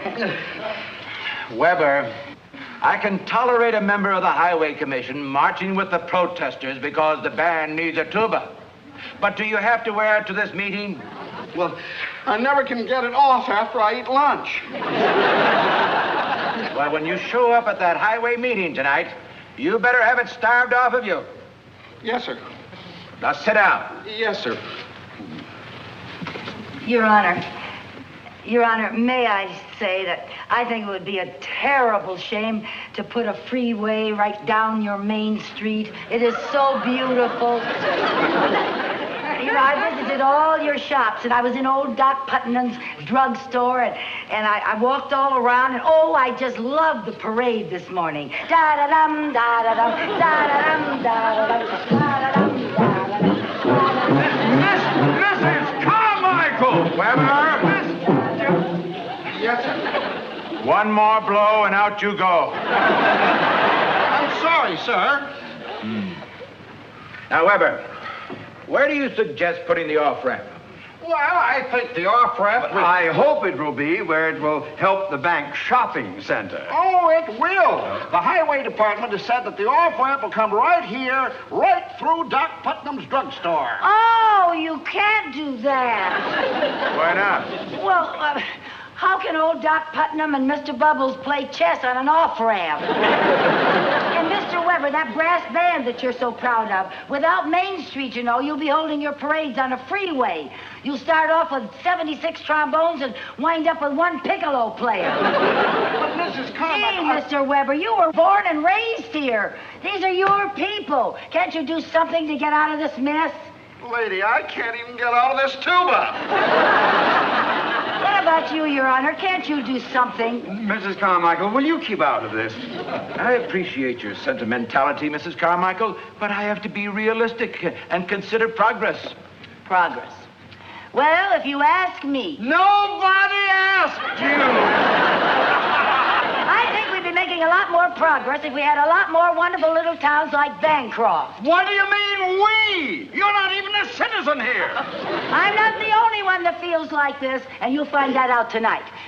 Now, look, Your Honor, can't you convince the men on the Highway Commission that Main Street is more than just a street? Well, it's a way of life. If I lived here in Bancroft, you know what I'd do. I'd get up a petition about this. And at that meeting tonight, I'd say, who needs industry and commerce and all that high-polluting, air-polluting progress? Energy doesn't get better just because it gets bigger. Well, thank you, Coronation. That was a very pretty speech, but the Highway Commission has already determined where that freeway is going, and you will not sway them, even if you take that cracker-barrel philosophy of yours and set it to music. I think that is a very unfair attitude, Mr. Mooney. If you had set it to music. Da-da-dum, da-da-dum, da-da-dum, da-da-dum, da-da-dum, da-da-dum, Mrs. Carmichael, will you stop? Stop! I haven't even started yet.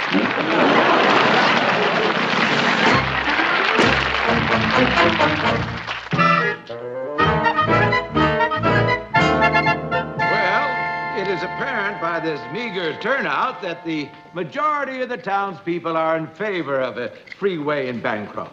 Therefore, I officially proclaim the approval.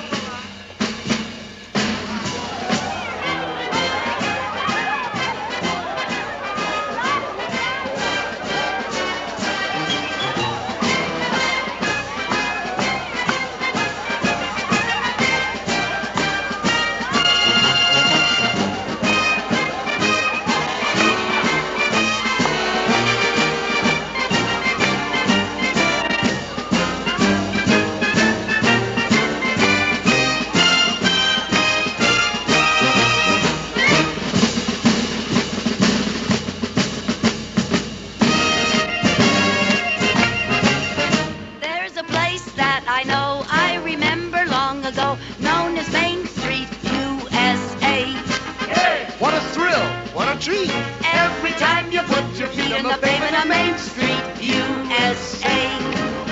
Not a big thoroughfare, but you didn't care, 'cause you walked down the square and your neighbors were there, and you see all the sights that you'd seen there before, from the livery stable to the old drugstore. Life was sweet, life was slow, you would greet someone you know, and you'd pass the time of day. When your heart's in the rut, don't you ever wonder whatever happened to Main Street, USA. Hey, by the way,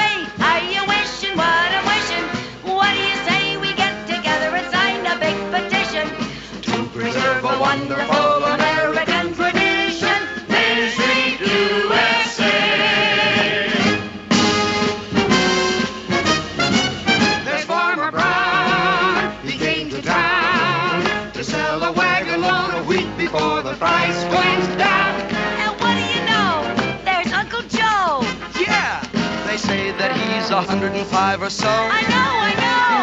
Oh, what a sight on a Saturday night. Every light shining bright as can be. Isn't it fun to reminisce? And isn't it kind of sad that this is just a memory?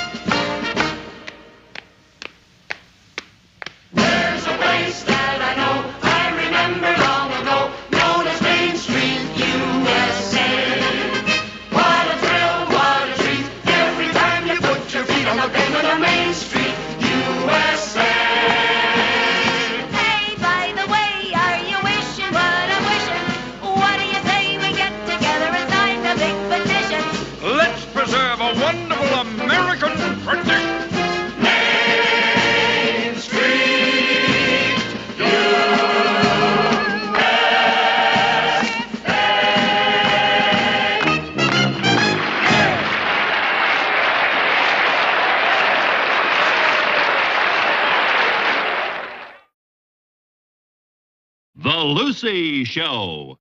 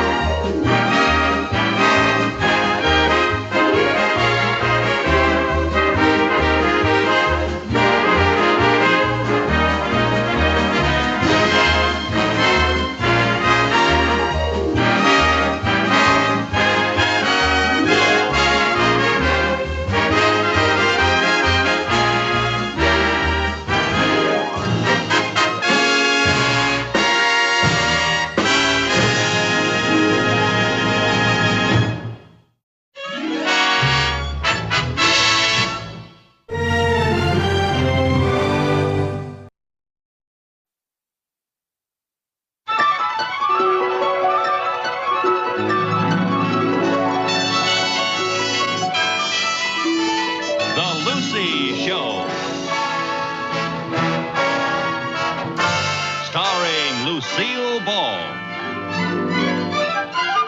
Co-starring Gail Gordon.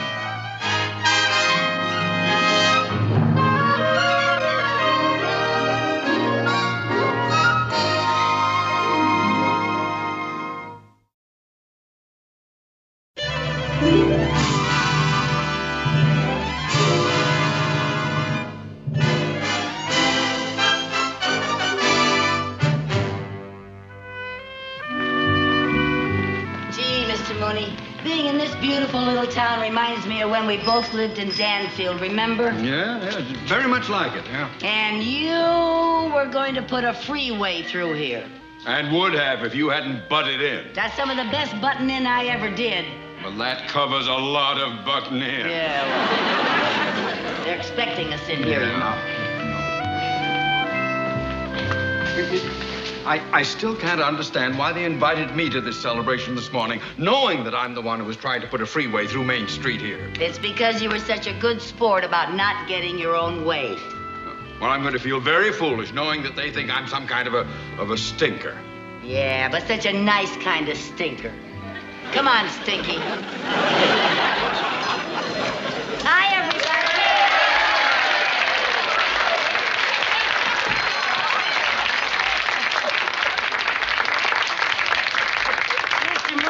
Remember Mr. Bubbles? Yes. And this is Doc Putnam. Oh, yes, hi, Doc. And you remember Uncle Joe? Oh, yes. And I guess you all remember my boss, Mr. Mooney. Folks, now I asked Mr. Mooney and Miss Carmichael here this morning so we could formally invite them to be guests of honor at our block party tonight. And Lucy, we'd like to express our appreciation for the stirring appeal you gave to the Highway Commission. You know, it was your song that saved Main Street. Always did. Hey, everybody. Let's salute Lucy with her own words.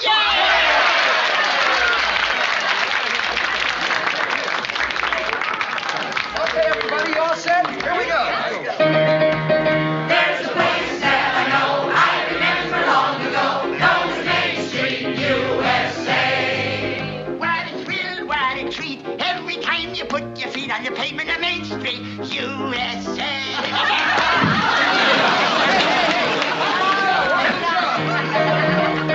Life was sweet, life was low. You would greet someone you'd know, and you'd pass the time of day.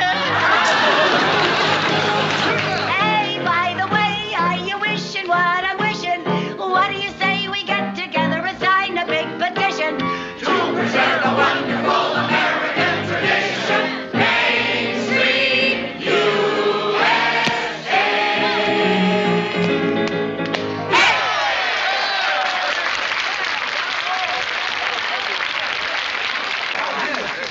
You know something? I was just thinking. We may have saved Main Street here in Bancroft, but our job isn't really done. How's that? Well, think of all the other beautiful little towns that are going to have freeways put right through them. Gee, wouldn't it be great if we could get all the people in the country and all the highway commissions to hear our song? It sure would, but how could we do that? Well, we're having a block party tonight. Why don't we ask a big TV news service to cover it? Could we do that? Well, sure. I'll call Dan McGowan, the famous news commentator. You know him? Well, no, but I'm sure he'd jump at a chance to cover a great human interest story like this. Wouldn't that be great? And everybody. Hey, by the way, are you wishing what I'm wishing? What do you say we get together and sign a big petition to preserve a wonderful American tradition, Main Street, USA.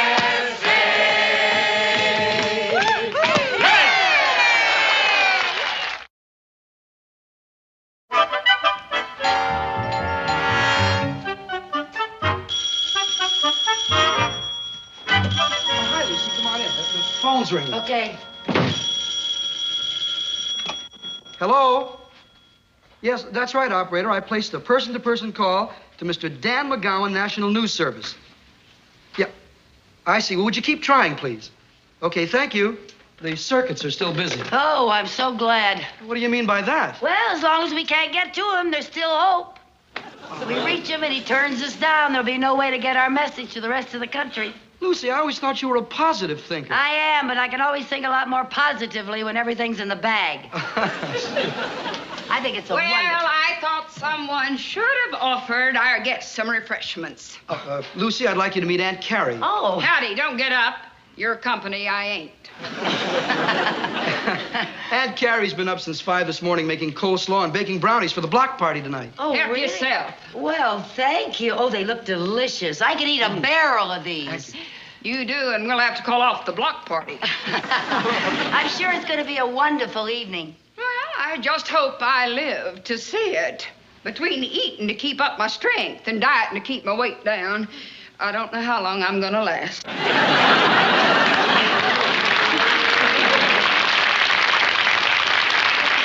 Oh, she's a doll. I like her. Listen, Ting, who is that man in uniform there? Oh, that's my father. He's the chief of police here. I didn't know that. That's my mother right next to him. Oh, she's beautiful. Thank you. What's this? Oh, that's a brand new song I just wrote for the block party tonight. You just wrote it. Can I be the first one to hear it? You got it. Okay.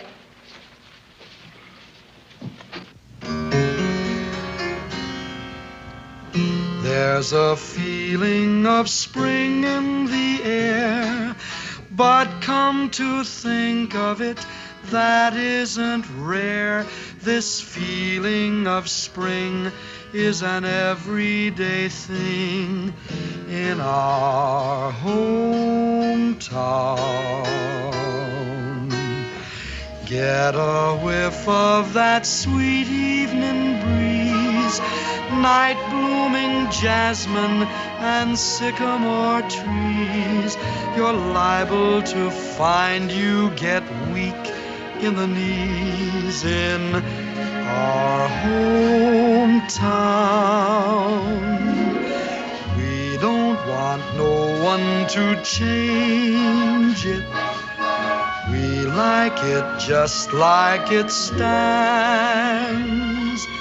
When someone tries to rearrange it, we very gently, sentimentally change their plans. So if you're tired of fighting the crowd, join our community, we'd sure be proud. It's peaceful and quiet, and maybe that's why it is lacking in world renown. But you'll be as welcome can be in our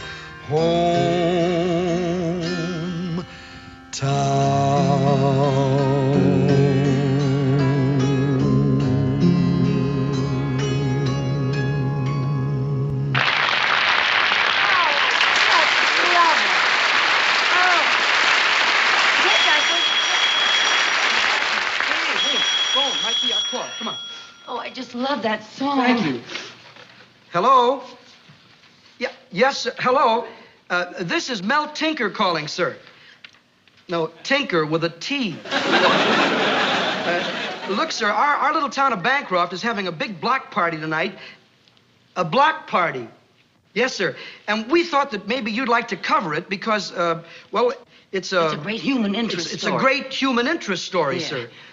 Yeah, well, I know you're busy, yes, sir, but you see, with everybody trying to put freeways through, we're going to have a big celebration. Well, we're going to have a big celebration Lots of tonight. singing and lots of dancing. singing You and think the dancing. whole country should see I think this. the whole country should see it, sir. Yeah, I see. Yes, sir. Well, okay, and thank you. What did he say? He says he's much too busy covering more important and dramatic news than to come to a block party. What more important and dramatic news? You know, riots and violence and disasters. You know the kind of thing you see on the news these days. Oh, do I ever. Well, maybe we could get him to come here tonight if he thought there was something like that going on. What do you mean? Well, maybe we could tell him the students were demonstrating down at the college. It's a great idea. There's only one thing wrong with it. What? We haven't got a college here. I got it. Let's play cops and robbers. Cops and... Yeah, we'll tell them that there's a big gun battle going on over here, and that the police are shooting it out with a gang of bank robbers, and that they're holed up in some old building on Main Street, and I'll be the leader of the gang. I'll be the most vicious, daring, cold-blooded killer since Ma Barker. That ought to do it. That ought to get him here. Great. Listen, we'll call you... Call me what? Carrot Top Carmichael. Oh, Carrot Top Carmichael. Not bad. All right, if they want violence, violence we'll give them. Hey! That's a wonderful idea, isn't it? All right, men, you've all been shown how to handle those guns. The ammunition that we've passed out to you is all fake. It's all blanks. And don't forget, Carrot Top, you're ahead of the bad guys. Yeah, I know. Have the bad guys up here with Lucy. Everybody over here. And get the good guys over on this side. Doc, no, you're supposed to be over here with the good guys. Oh, I want to be a bad guy. Oh, all right. I want to be a bad guy, too. Now, Mr. Mooney, we can't have all bad guys. And I don't want to be in it. Oh, Mr. Mooney, don't be like that. Oh, sure. It's all right for you. You're the leader on your side. Mr. Mooney, what's wrong with being a cop? I don't even have a whistle. Somebody give him a whistle. Oh, here, take the bullhorn. And I'll make you chief of police, too. Oh, fine. There, are you satisfied now? Yeah, chief of police. You know, I've always wanted to use one of these, too. All right, I'll use it now. Hey, where's Bubbles? Yeah, Bubbles. yeah, yeah. Oh, good. Hey, Bubbles, you be one of the good guys. Here's your gun. You mean to tell me we're going to shoot at each other with these? Sure. No, sir. Where are you going? I'm going downstairs. There's no stairs around here. I'm going to make some. Come on, Bubbles. It's a gag. It's Bubbles, fun. we're just pretending. Blank cartridges. We're just pretending. All right, Cops all right. and robbers. Shoot them out, see? All right, now listen, everybody. Now, when those TV news people get here, we got to make this gun battle look real. Now, the minute they get their cameras going, we'll give the signal for the block party to begin, okay? Yeah, I'll blow a whistle. I'll blow a whistle. Good. You blow a whistle. The fire on the TV fellas coming over in their camera.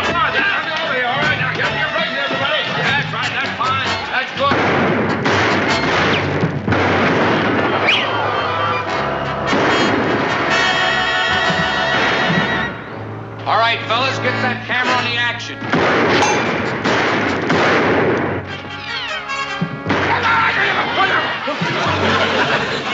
I'm Dan McGowan, National News Service. Oh, how do you do, sir? I'm Theodore J. Mooney. Am I on television?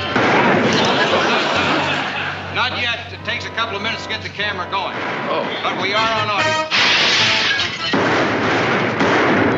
Ladies and gentlemen, this is Dan McGowan bringing you an on-the-spot report from a raging gun battle taking place right here in front of us. Yes, violence has come to this peaceful little town of Bancroft.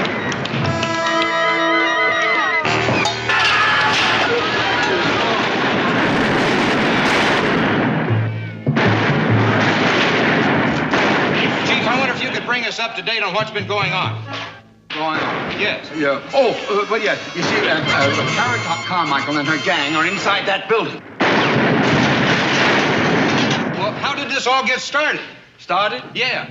Oh, started. Oh, yeah. Well, Carrot Top held up the bank. See, then there was a running gun battle, and now I've got them surrounded.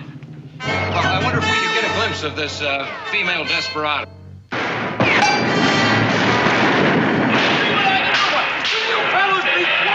Will you stop that? Stop it.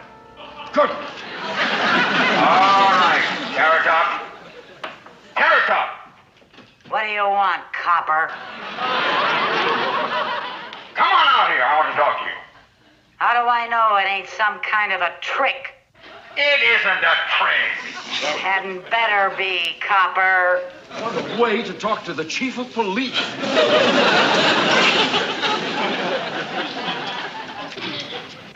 Yes. The door is opening. There is a figure. Yes, it is. It's Carrot Top. She's coming out. She has a gun in each hand, glaring defiance at this crowd. All right, what do you want, copper? I surrender! I surrender! Please, I surrender! Take that, you rat! I can't believe it. Carrot Top Carmichael has just gunned down one of her own men who was ready to surrender.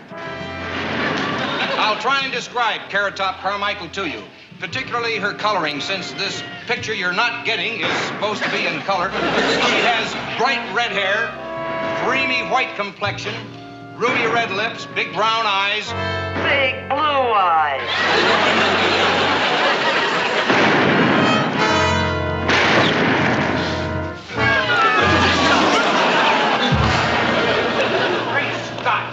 One of Carrot Top's men was just shot off the roof of that building. He fell right in front of our cameras, and they're still not working. What's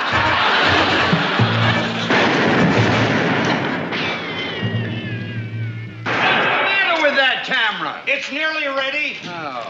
Hurry up. We're running out of ammunition. Bubble, here, look.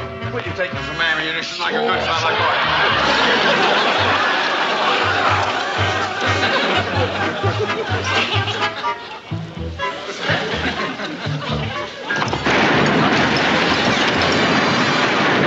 I just can't understand it. Unless, Chief, is this some new kind of law protecting criminals from improper police procedure?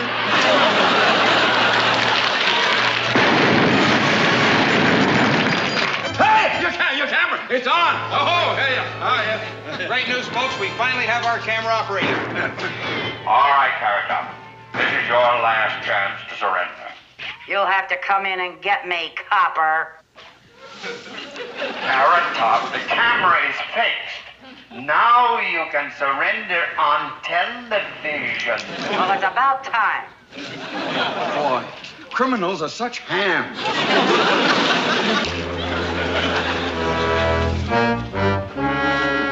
All right, drop those guns.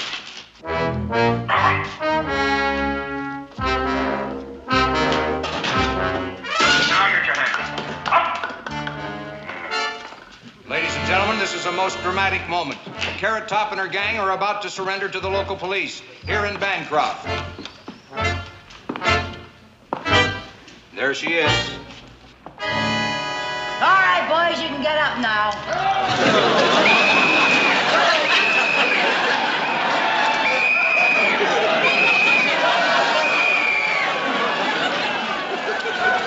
What's going on here? Well, Mr. McGowan took a little riot to get get you and your cameras here, but this is what we really wanted you to see. What we want the whole country to see. Come on, Bancroft, let's show them. There's a feeling of spring in the air. What come to think of it, that isn't rare. This feeling of spring is an everyday thing in our hometown. Get a whiff of that sweet evening breeze, night bloom and jasmine and sycamore trees. You're liable to find you get weak in the knees in our hometown. We don't want no one to change it. We like it just like it stands. When someone tries to rearrange it, we very gently, sentimentally change their plans. So if you're tired of fighting the crowd, join our community, we'd sure be proud. It's peaceful and quiet, there's never a riot, and though it lacks world renown, you'll be as welcome can be in our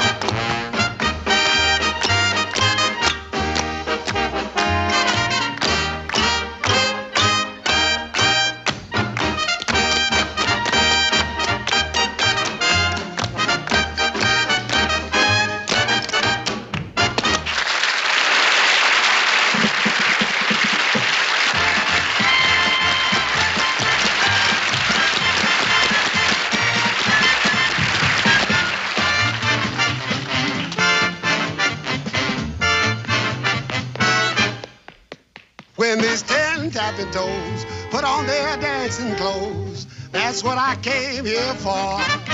You think the Tapsicary beat makes you want to move your feet? That's what I'm waiting for.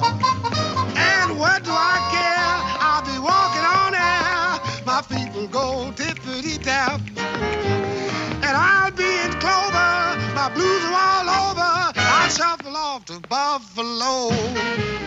When these 10 tapping toes put on their dancing clothes, that's what I came here for.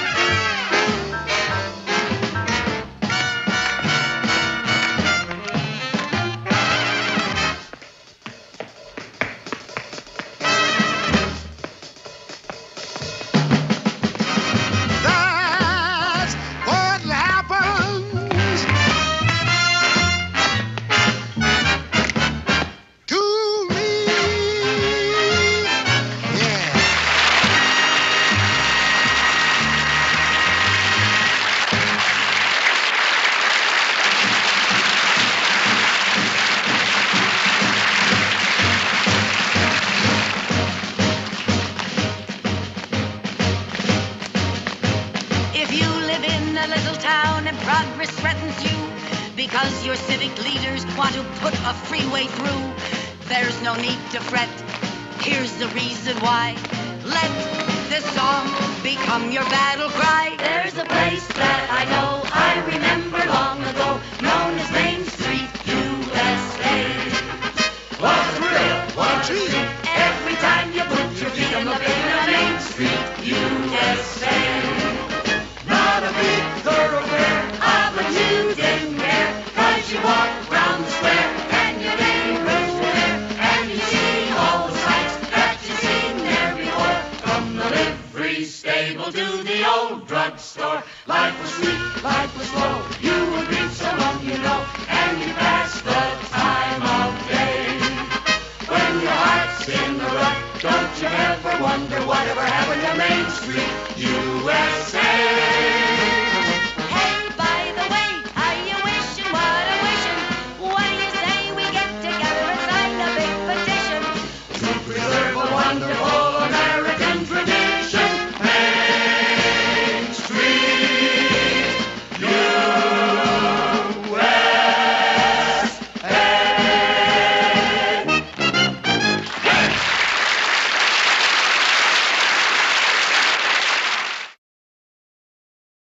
The Lucy Show.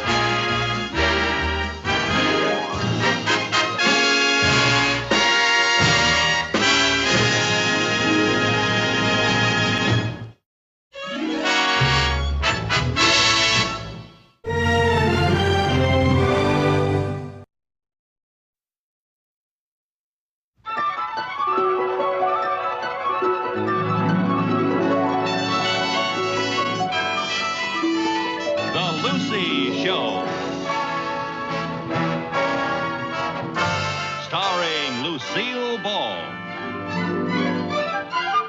Co-starring Gail Gordon.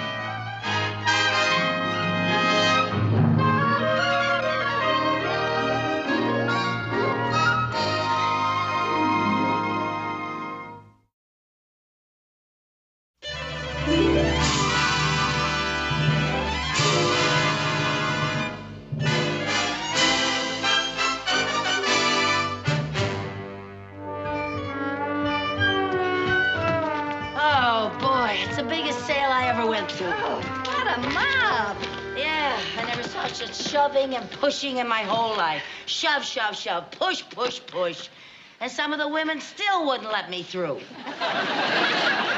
What's so funny? Whoever said women were the weaker sex never went shopping with us. That's for sure. Gee, I wish that bus would come. I'm so tired. You know, they had some marvelous bargains there today, Lucy. They sure did. That's why I wanted to go to that store. You know, I have to be very careful of every penny that I spend. Well, how come then you bought 3 steam irons? Well, when they're marked down like that, you have to take advantage of it. Say, at that price, they were a steal. Lucy, what are you going to do with 3 steam irons? Well, you never know when 2 of them are going to break down. That's the most ridiculous thing I ever heard of. Well, you know, you should talk. Last week, you bought a 100-pound sack of dog food. Oh, well, that was half price. You don't even have a dog. I might get one someday. Oh, ho, ho, ho. Want a bite? Oh, no, honey, I'm on a diet. You are? Yeah, I've been on a diet for a couple of weeks. I didn't know that. Yeah. For heaven's sake. Now, Lucy, you did it again. I did what again? You threw paper on the sidewalk. Oh, that. Listen, you do that all the time. The other day, you threw peanut shells all over the street. You know, you could get arrested for that. I could get arrested? Yes, of course. You know, it's very serious. That's against the Keep America Beautiful campaign. You might have committed a federal offense. A federal offense? I just hope nobody saw you. Oh, for heaven's sake, I better get it. Lucy. What? Policeman. Policeman? Do you think they saw what I did? I don't know. Mary Jane, promise me something. What? If anything happens, save yourself. Pretend you don't know me. Lucy, I can't do that. Promise me. I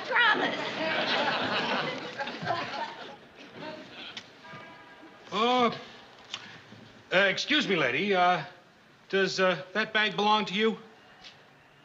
I beg your pardon, sir. Are you addressing me? Yes, madam, I was addressing you. Does that bag belong to you? Well, yes, as a matter of fact, it does. Oh, okay, sister, it's all over. Let's go. I beg your pardon? Go where? You can cut that innocent act. You have any identification? Well, I have a little birthmark, but I'm certainly not going to show it to... I just don't go around showing it to strangers. Let me see your driver's license. I don't have a driver's license. I don't even have a car. What's your name? Lucille Carmichael. Lucille Carmichael. Ha! Phony name if I ever heard one. It is not a phony name. Lucille Carmichael is my real name, isn't it? Tell them what my name is. Lady, I never saw you before in my life. Are you coming along quietly, or do we have to get tough? Well, if you feel that way about it, imagine making a federal offense over a little thing like this. I'll take care of that. Oh, thank you. Holy smokes, sister. What have you got in here? Well, 3 steam irons and... My, you have had a busy day. Like to do things in a big way, don't you? Well, not really, but they were such a steal. Come on, lady, let's go. All right. Come on. All right, you don't have Keep going. Now, Lieutenant, we're sure that this Carmichael dame is the red-headed shoplifter that's been pulling all these big jobs. We caught her with the stuff right on her. Those pearls were in her shopping bag. Okay, bring her in. Bring her in, Miller.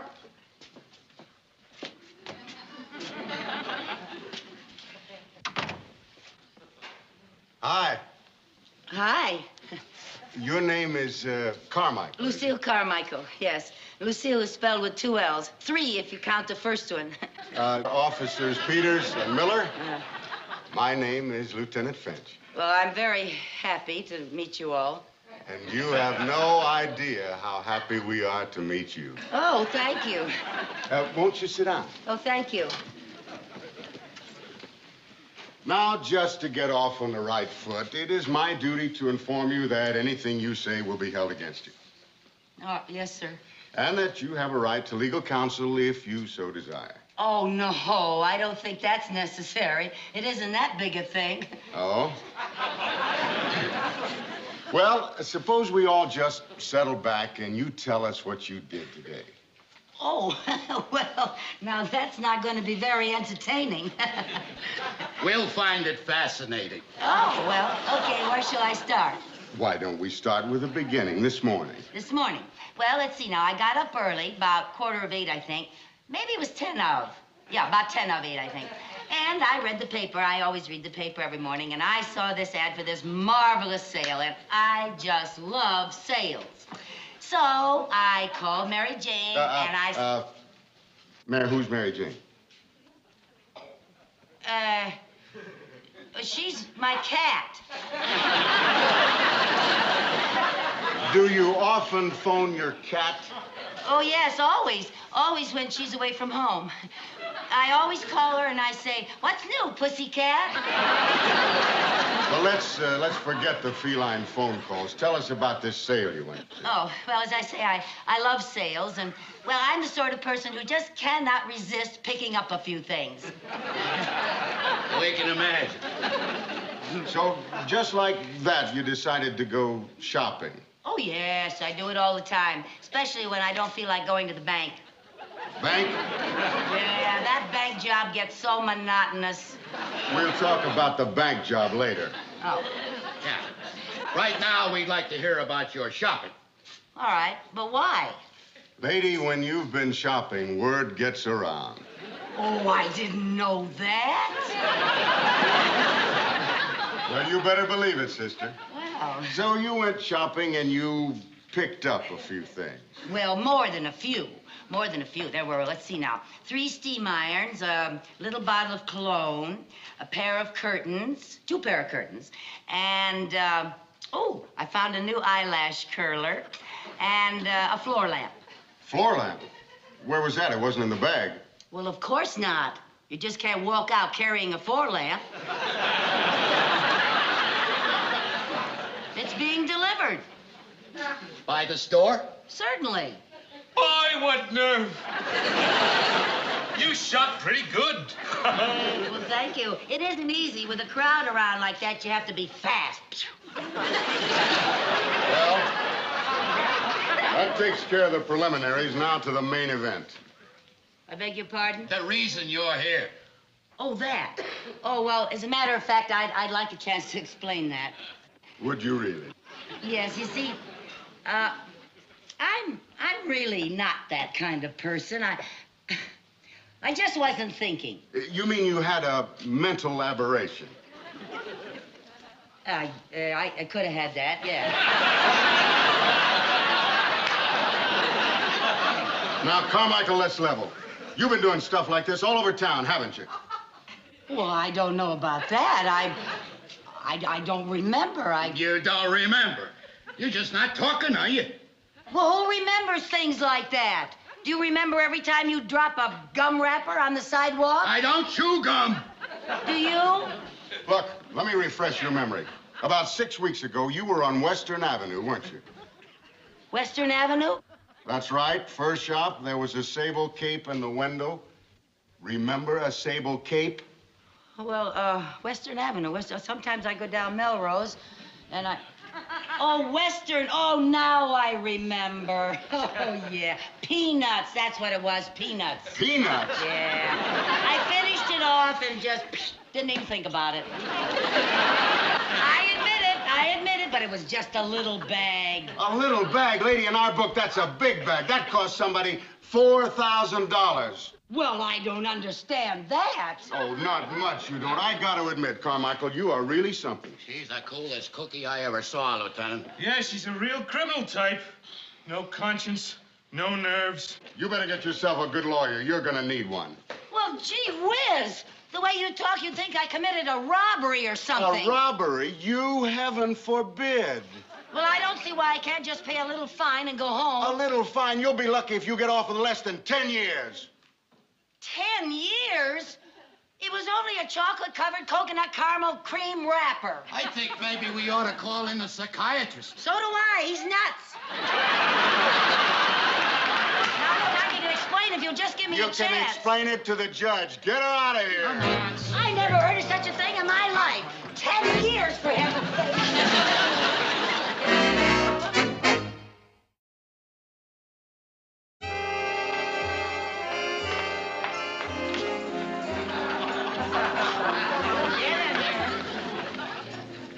Hogan! What do you want, Tinkerbell? You got company. Why do you always dump all the garbage in on me? What do you want? Well, please, maybe I can have a private room?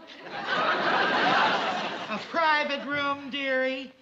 Well, next time, why don't you call in advance for a reservation? We'll give you a nice room with a view. But I don't think I'm very welcome here. Ah, you're as welcome as the flowers in May. But she sounds so tough. She is tough. And you better be tough, too, or she'll crush you like a marshmallow. Now, get it.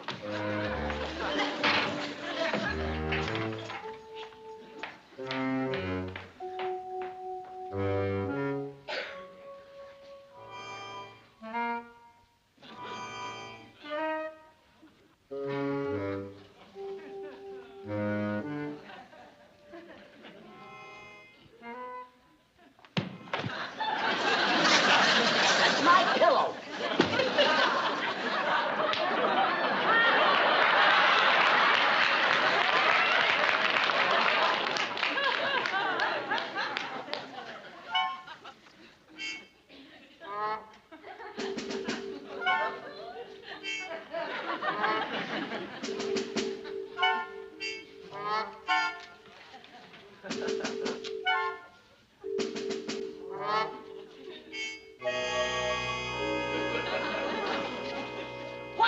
for, kid? Don't call me kid. Okay, what's your handle? Steel Knuckles Carmichael. My friends call me Knuck. Okay, Knuck. What you in for? Just getting rid of some paper. Oh, passing counterfeit moolah, huh? What? Hey, you're in the big leagues, kid. I said don't call me kid. Oh, I'm sorry, Muck. It's not Muck, it's Knuck. Okay, Knuck. Shit, don't get so excited. All right.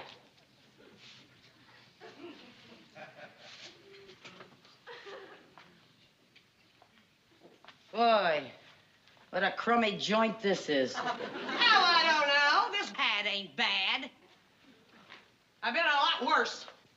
Yeah? What's your handle? Hardhead Hogan. Hardhead? How'd you ever get a name like that? I'm a bouncer in a beer hall. I bite 'em with my head.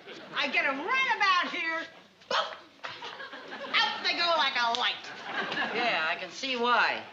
It's a natural talent. Had it since I was a kid. Guess you was just born lucky, huh? Ah, it's got its drawbacks. I got a tough time keeping my hair curled.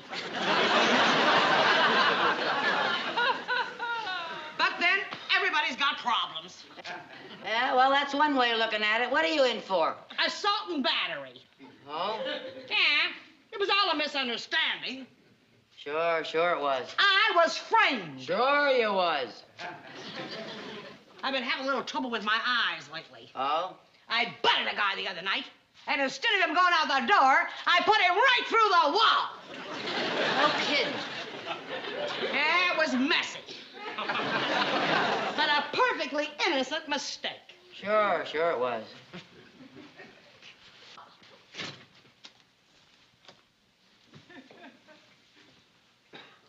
You know something, Hardhead? What? I'd like a nice hot cup of coffee.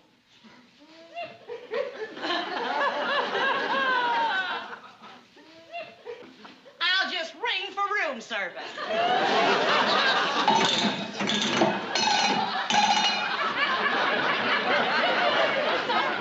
What's all the racket in here? Tinkerbell, my roommate would like a nice hot cup of coffee. But of course. And would Madam like sugar and cream in her coffee? Well, a little cream and no sugar. I'll take saccharin because I've been on a diet and I wouldn't want to put on Oh, any... shut up!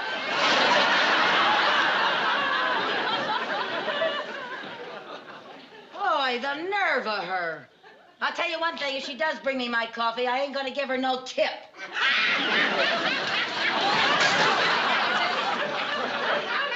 Hey, you know, you're all right, Cluck. Not Cluck, Knuck. I'm glad you like my style. I think you and me are gonna go great together. Yeah? Now listen. I want to let you in on something. What? Stay here.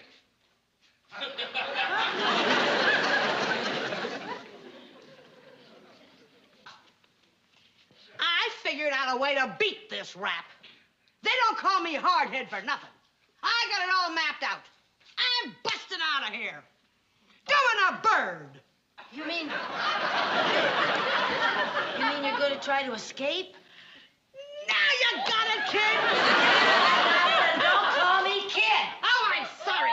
Knock. No, it's not Knuck, it's Cluck. No, Knuck, that's right. Oh, knock. Okay. Now, here's the way we're gonna do it. We? What do you mean, we? You and me. What do you think I've been talking about? We're partners. Now, here's the plan. As soon as Tinkerbell comes in here, I'm gonna bite her in the breadbasket and bounce her right off that wall. And then you and me, I'll burn it. Right out of here. How do you like that? Well, Hardhead, if you don't mind, I'd like to think about it a little bit, you know. What's to think? Well, We're partners, remember? Yeah, but, Honey, you don't argue with Hardhead. Well,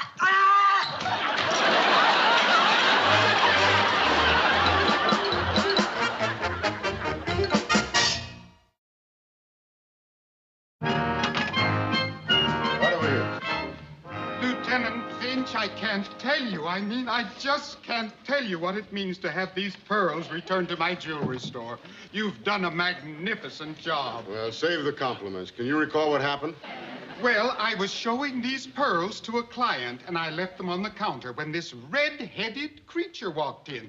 I thought she was just browsing, but when I turned my back for just a moment, she swooped up the pearls and was gone. That sounds like her, all right. The slickest shoplifter in town. We've been after her for months. Now, would you know her if you saw her again? Oh, I most certainly would. The incident is indelibly impressed on my mind. I shall remember that face for years. That red hair. Good. Matron, bring in the girls for the lineup. Okay, come on, girls. Step lively. Come on, pick them up. Get over here. Face the front. All right, Mr. Trindle, all we need is a positive identification. Just pick her out.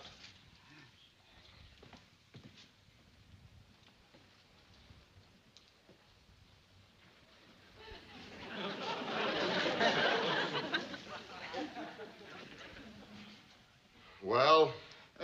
I'm not sure. Never in 1,000 years, huh? Well, I didn't anticipate so many redheads. What did you figure on, a bunch of Yule Brenners? All right, Mr. Trindle, which one? Well, Lieutenant, it's very difficult. These girls are all so innocent looking. Innocent? Most of these babes would make Ma Barker look like a campfire girl. Well, I can't help that. The woman I saw was much tougher looking. All right, girls, look tough for Mr. Trindle. Real tough.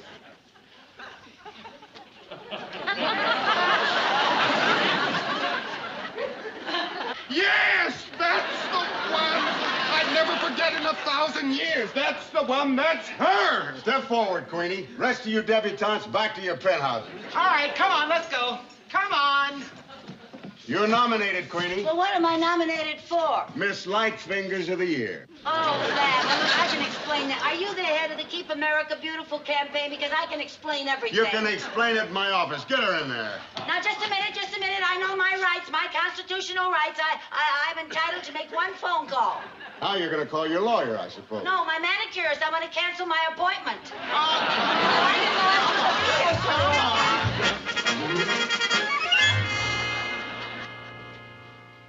Well, we got a strong case against you now. You were positively identified. Picked out of a lineup by a reliable witness. You could make it a lot easier on yourself by signing a confession. A confession for a little thing like that? It's the silliest thing I ever heard of.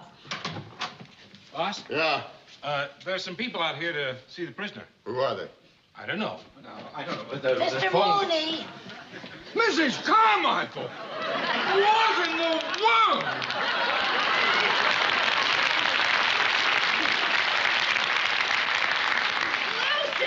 Lucy, are you all right? What's it to you? I never saw you before in my life, Mary Jane.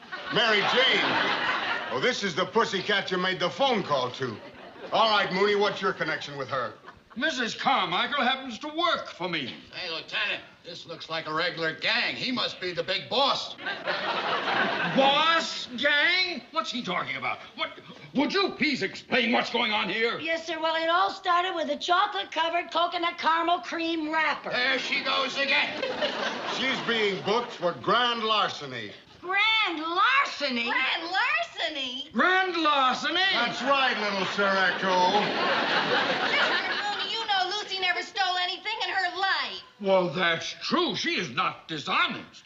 Oh, she's incompetent, scatterbrained, bungling, inefficient, disorganized, incoherent, and stupid. But she is not dishonest. Thank you, Mr. Mooney. Thank you for sticking sticking up for me. Look, Mooney, there's no question about it. We caught her with the goods. What good? Well, to begin with, she was walking around with 3 steam irons in her bag. Now, does that sound normal to you? For her, yeah. Of course, I'd never be able to explain it, Oh, but... well, listen, I can explain that. You just stand there, pussycat, and purr quietly. But I didn't steal anything. Can I get anyone to believe that? No, but you'll have a long time to try. She'll be out of circulation for 10 years. 10 years? Yeah. Well, now, Mrs. Carmichael, don't you worry about a thing. We will get you the best lawyers in town. In your case, we will have no difficulty proving insanity. Oh, Mrs. Carmichael. Oh, no, there. Don't cry. It's all right for you to say not to cry because you don't have anything to cry about. But suppose it was your wife that was being sent away for 10 years. This is no time for wishful thinking. Now, sir, I want you to know that I'm an important man in this city. Boss, what do you want?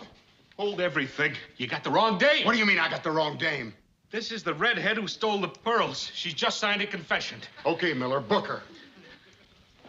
Well, Miss Carmichael, it seems that there's been a slight misunderstanding. Well, there certainly has been. Can I go now? Oh, yes. Well, thank you. I don't know what... Well, let's go on here. Get in there. Hardhead, what happened? Well, when I butted Tinkerbell in the breadbasket, she bounced me off the wall. Oh, well, you can't win them all, honey. Well, anyway, you got your private room back. I just got sprung. Oh, gee, I'm gonna miss you, Cluck. Knock, clock, knock. Knock, knock. Did you say knock?